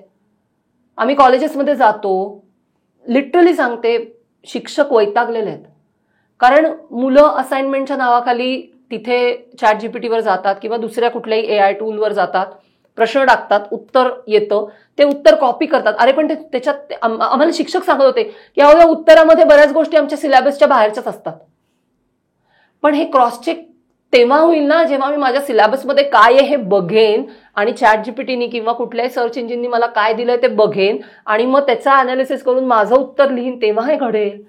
कॉपी पेस्ट करतात मुलं, त्यामुळे सिलेबसच्या बाहेरच्या गोष्टी ज्या शिकवलेल्या नाहीयेत, ज्याचे धडेच नाहीयेत, म्हणजे जो प्रश्नच नाहीये, मुळात काहीच नाहीये, ते सगळं मुलं लिहून काढतात, कारण ते फक्त कॉपी पेस्ट करतात. So you are not thinking. तुम्ही तुमचं जे बेसिक कौशल्य आहे माणूस म्हणून विचार करणं, तेच जर तुम्ही वापरणार नसाल तर मग ब्रेन रॉट होईल, नाही तर काय होणार आहे दुसरं. आणि हे वय खाली खाली येतंय अगं. 7वी आणि 8वीची मुलं सुद्धा हे सगळं ऍक्सेस करतातच. ऑब्व्हियसली ते अवेलेबल आहे, पण हे ऍक्सेस कसं करायचं हे शिकवणं गरजेचं आहे ना. हे कोणी शिकवतच नाहीये की तुझ्याकडे AI टूल्स आहेत, तुझ्याकडे सर्च इंजिन्स आहेत, तुझ्याकडे ऍडव्हान्स टेक्नॉलॉजी आहे, पण ही तू वापर कशी. टेक्नॉलॉजी अवेलेबल करून देणं इथे प्रश्न सुटत नाही, इथे प्रश्न सुरू होतो. त्याच्यानंतर ते वापरा कसं, कशासाठी, किती, हे समजावून सांगणं इज प्रायोरिटी. एक शेवटच्या प्रश्नाकडे येते मी, मुक्ता. तू सायबर जर्नलिस्ट आहेस. हो. आणि आता आपल्याकडे एकूणच सायबर क्राईम्सचं प्रमाण काहीच्या काही वाढलेलं आहे. खूप आहे. त्यात सर्व वयोगटातली माणसं अडकतायत, एस्पेशली म्हातारी माणसं अडकतायत, कारण त्यांना हे काही सगळं त्यांच्या आकलनाच्या पलीकडचं आहे हे सगळं. पण अजूनही बरेचदा अशी एक तक्रार असते की हे गुन्हे दाखल केले जात नाहीत, दाखल केले गेले तरी त्यांना तितक्या लगेच त्याची उकल केली जात नाही, आणि तिथल्या तिथे परत एकदा ते गुन्हे करणारे इतके क्रिएटिव्ह असतात की एक फ्रॉड किंवा स्कॅम काहीतरी होईपर्यंत त्यांच्याकडे पुढचे आलेले असतात. ह्या सगळ्याविषयी आपण फक्त एकमेकांना अवेअर करत राहू शकतो, जे आपण करतो. पण ह्या सगळ्याविषयी काही एक बेसिक कायदा नियम असे आहेत? कायदा तर आहेच ऑब्व्हियसली. प्रत्येक सायबर क्राईमला धरून वेगवेगळे कायदे आपल्याकडे आहेत. सायबर क्राईम्स मधला सगळ्यात मोठा प्रॉब्लेम काय असतो when it comes to financial crimes, ते पैसे एकदा त्यांनी आपली जमीन सोडली भारताची की परत आणणं इज अ डिफिकल्ट टास्क. कारण ते सगळे नियमच चेंज होतात ना. एकदा तुमचे पैसे परदेशात गेले की तुमचे जमिनी कायदेच लागू होत नाहीत, कायदे बदलतात. आणि प्रत्येक देशाची तुमची इंटरनॅशनल ट्रिटी असतील, कॉमन काही ग्राउंड असेल, असं नाही. ते कुठे फिरतायत हे सुद्धा अनेकदा कळत नाही. किंवा इथल्या इथे सुद्धा अगदी भारताच्या बाहेर गेले नाही असं आपण समजूया, इथल्या इथे फिरतायत, पण ते सुद्धा इतकं हॉपिंग असतं अगं त्याचं. आणि म्हणजे मी ह्याच्याविषयी एक मोठा दीर्घ लेख लिहिला होता, त्याच्यातले काही 2-3 मुद्दे सांगते. की आपल्याकडे अशी परिस्थिती आहे की छोट्या छोट्या गावांमधनं एटीएम कार्ड्स विकत घेतली जातात किंवा भाड्यावर घेतली जातात. 3 दिवसासाठी, 5 दिवसासाठी, 10 दिवसासाठी किंवा कायमस्वरूपी. हे जे सायबर फ्रॉड्स मध्ये पैसे लुबाडले जातात हे अशा एटीएम कार्ड्स वरती डिपॉझिट होतात. अच्छा. ती एटीएम कार्ड्स विकत घेतलेली असतात. सो ते पैसे डिपॉझिट झाले की जाऊन तो फ्रॉडर ते पैसे काढून आणतो, म्हणजे कॅश घेतो आणि मोकळा होतो. ते कार्ड परत दिलं जातं, एकतर भाड्यावर घेतलं असेल तर, विकत घेतलं असेल तर ते कायम त्याच्याकडे राहतं. सो फ्रॉड एका व्यक्तीचा झालाय, करणारा दुसरा आहे, ते कार्ड विकत घेणारा तिसरा आहे, एटीएम वर जाणारा चौथा आहे आणि ऍक्च्युली पैसे आल्यानंतर ते डिस्ट्रीब्यूट करणारा 5वा आहे. तू कोणाला पकडशील? It's a chain. म्हणून मी मगाशी म्हटलं की it's very organised industry. Cyber क्रिमिनल्सची इंडस्ट्री ही अत्यंत ऑर्गनाइज्ड आहे. असे वेगवेगळ्या लेवल्सवरती हे लोक कामं करत असतात. त्यामुळे त्या पैसे एका ठिकाणून दुसऱ्या ठिकाणी फिरणं ही प्रक्रिया इतकी जास्त होते ना की त्याच्यामध्ये ते पैसे ट्रॅक करणं, बरं गोल्डन आवरमध्ये अनेकदा रिपोर्टिंग होत नाही. म्हणजे पहिल्या काही तासांमध्ये जर ते रिपोर्टिंग झालं, म्हणजे केस दाखल झाली, तर ते पैसे ट्रॅक करणं पण सोपं असतं. पण अनेकदा लोक 2-2, 3-3, 4-4, 8-8 दिवसांनी केसेस दाखल करतात. तोवर ते पैसे काढून वापरून संपलेले पण असू शकतात. सो गोल्डन आवरमध्ये एक तर केसेस दाखल होणं अत्यंत गरजेचं असतं, जे होत नाही आपल्याकडे. When it comes to other kind of crimes, म्हणजे ट्रोलिंग आहे किंवा सेक्शुअल हरासमेंट आहे किंवा अब्यूज आहे किंवा एखाद्याचं बदनामी आहे, तर इथे काय होतं, इथे IP ॲड्रेस ट्रॅक करून एखाद वेळेला तुम्ही त्या क्रिमिनलपर्यंत पोहोचू शकता किंवा कळू शकतं की हे कुठून सुरू झालंय किंवा ह्याचा ट्रॅक काय, अफवा असेल तर ते थोडंसं ट्रॅक करता येतं. आणि तशा केसेस पण झालेल्या आहेत की असं ट्रॅक करून त्या गुन्हेगारांना पकडलेलं आहे. पण फायनान्शियल फ्रॉड्समध्ये हे खूप कठीण जातं आणि परत पैसे मिळण्याच्या शक्यता खूप धूसर असतात. म्हणून आम्ही नेहमी असं सांगतो की तुम्हाला खात्री नसेल ना तर कुठलाही ऑनलाईन व्यवहार पैशांचा करू नका. कारण जर तुम्हाला खात्री नसेल तर तुम्ही अडकण्याच्या शक्यता वाढतात आणि अडकलात तर पैसे परत येण्याच्या शक्यता अगदी कमी आहे. वयस्कर लोकांना ह्या गोष्टी लक्षात येईपर्यंत, म्हणजे आम्ही तर वयस्कर लोकांच्या वर्कशॉप्समध्ये मी तर असं सरळ सांगते, ऑनलाईन व्यवहार करू नका. कारण काय सांगू का, आम्ही अशा केसेस बघितल्यात अगं, आयुष्यभराची पुंजी निघून जाते. कष्टाने कमवलेले पैसे असतात, एका सेकंदात रिकामी होतात खाती. मी तर सरळ सांगते नका वापरू. किंवा दुसरी एक ट्रिक सोपी की आपल्या सगळ्यांची एकापेक्षा जास्त खाती असतात. सो समजा तुम्ही कुठलं ऑनलाईन पेमेंटचं ॲप वापरत असाल समजा, तर तिथे तुमचं मेन खातं कधीही जॉईन करायचं नाही. सेकंडरी तुमचं जे खातं असतं ते जॉईन करायचं की ज्याच्यामध्ये फक्त 5,000 रुपये आहे. सो काहीही समजा फ्रॉड झाला, गडबड झालीच, तरी 5,000 रुपये किंवा अशी छोटी अमाऊंटच स्टेकला लागते. तुमचं जे मेन अकाउंट आहे ज्याच्यामध्ये तुमची सगळं ठेवलेलं आहे, मेन पैसा, ते अकाउंट कधीही कुठल्याही ऑनलाईन पेमेंटच्या ॲपला जॉईन करायचं नाही. इट इज द क्विक आणि सोपी ट्रिक की सेफगार्ड युअर सेल्फ. 2 अकाउंट्स आहेत, असं अकाउंट लावा, म्हणजे तुमचे पैसे त्यातल्या त्यात वाचण्याच्या शक्यता तयार होऊ शकतात. दुसरं म्हणजे तुमचं जे जीमेल अकाउंट असतं किंवा कुठल्याही ईमेलचं जे अकाउंट आहे, ते जे मेन अकाउंट आहे ते लिंक करू नका. दुसरं एक अकाउंट उघडा. अनेक ऍप्स आपण वापरतो. प्रत्येक ऍपला आता तर तुम्हाला ईमेल शिवाय तुम्हाला ऍक्सेसच करता येत नाही. सो प्रत्येक ठिकाणी तुम्हाला ईमेलचा ऍक्सेस मागितला जातो. एक सेकंडरी अकाउंट तयार करा की जे फक्त अशा ऍप्सना तुम्ही वापराल. सो दॅट तुमचं जे मेन अकाउंट आहे, ज्याच्यावरती तुमचा डेटा आहे, त्याच्यावरती तुमच्या महत्वाच्या मेल्स आहेत, तुमचे काही डॉक्युमेंट्स आहेत, इट इज सेफ. ओके. ते 1760 ठिकाणी अकाउंट फिरणार नाही. किंवा आपण अनेकदा ऍप्समध्ये न बघता परमिशन्स देऊन टाकतो, ज्याच्यामध्ये ईमेल ऍक्सेस अनेकदा दिला जातो. सो मग तो अशा अकाउंटचा जाईल की जिथे काहीच नाहीये. ऍक्सेस झाला जरी, घेतला डाटा, तरी काय मिळणार आहे? मिळून 4-5 गोष्टी मिळतील. पण मेन अकाउंटचा जर तुमचा ऍक्सेस मिळाला तर सगळं दुनिया ओपन होण्याची शक्यता असते. सो अशा काही बेसिक गोष्टी जरी सांभाळल्या ना, तरी पण डायरेक्ट जो हिट होतो ना, त्याच्यापासून थोडंसं आपल्याला सगळ्यांना वाचता येऊ शकतं. आणि एक नंबर आहे 1930.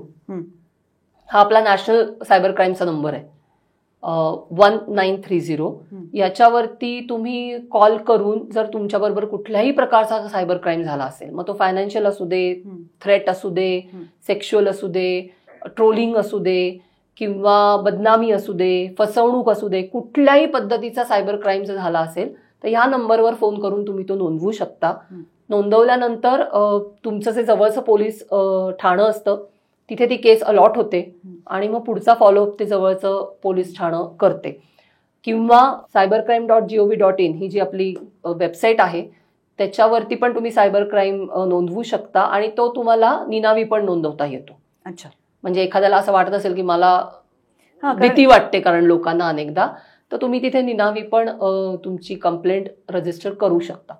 भीती, लाज, बऱ्याच गोष्टी असतात. आपण फसवले गेलो हे लोकांना सांगायची लाज वाटत असते. खूप असतं आणि म्हणूनच आपल्याकडे रिपोर्टिंगचं प्रमाण कमी आहे. कारण ऑब्व्हियसली लोकांना नाही आवडत की आपण फसवलं गेलो. आणि विशेषतः तू ज्येष्ठ नागरिकांचा विषय काढलास तर मी असं खूप बघितलंय की काय होतं ना, एका पोझिशनवरती काम केलेलं असतं आयुष्यभर, काहीतरी कमावलेलं असतं, असं कसं तुमच्या लक्षात आलं नाही, किंवा दुसरे सोड त्या व्यक्तींना सुद्धा हे वाटतं अरे मी एवढा आज इतका पोझिशनवरती काम करून रिटायर झालो, मग मी कसा काय फसलो, हा पेन खूप जास्त असतो. त्यामुळे ह्या छोट्या छोट्या गोष्टी सांभाळल्या ना आपण तरी सुद्धा आपण सायबर क्राईम पासून थोडेसे स्वतःला वाचवू शकतो. म्हणजे आम्ही POV असं म्हणतो, pause, take a pause. Online स्पेसमध्ये ना इमोशन्स वरती कंट्रोल असणं खूप गरजेचं असतं. सो काही असं दिसलं तुम्हाला, टेक अ पॉज. एखादी लिंक दिसली, एखादी गोष्ट फ्री मिळते, मध्ये खूप चाललं होतं नेटफ्लिक्सचं सबस्क्रिप्शन फ्री मिळणार, तमाम लोकांचे हँडसेट हँग झाले होते, अरे बाबा, हॅक झाले होते तमाम. कारण सगळ्यांना असं वाटलं की फुकट मिळते, क्लिक करा. किंवा मध्ये एक चाललं होतं अमेझॉन तुम्हाला आयफोन फ्री देणार, धडाधड लोकांनी क्लिक केलं, सगळ्यांचे फोन हॅक झाले. सो टेक अ पॉज, श्वास घ्या एक. कोणी कोणाला काही फुकट देत नाहीये. O is consider as zero trust. Online स्पेसमध्ये कोणावरही ट्रस्ट करायचं नाही, चुकूनही. मग ती इन्फॉर्मेशन असू दे, व्हिडिओ असू दे, माणूस असू दे, नाही तर अजून काही असू दे, व्हेरीफाय करा. That V is for verification. So take a pause, zero trust, verify केल्यानंतर तुम्हाला जर असं वाटलं ना की okay this is good, you can go ahead. POV कायम सगळ्यांनी लक्षात ठेवण्याची गोष्ट आहे, कारण त्याशिवाय तुम्ही स्वतःला सेफगार्ड करू शकत नाही ऑनलाईन स्पेसमध्ये. आणि मुलांना पण हे शिकवा POV. मुलांच्या तर तोंडात असतं you know my point of view, सारखी मुलं म्हणत असतात.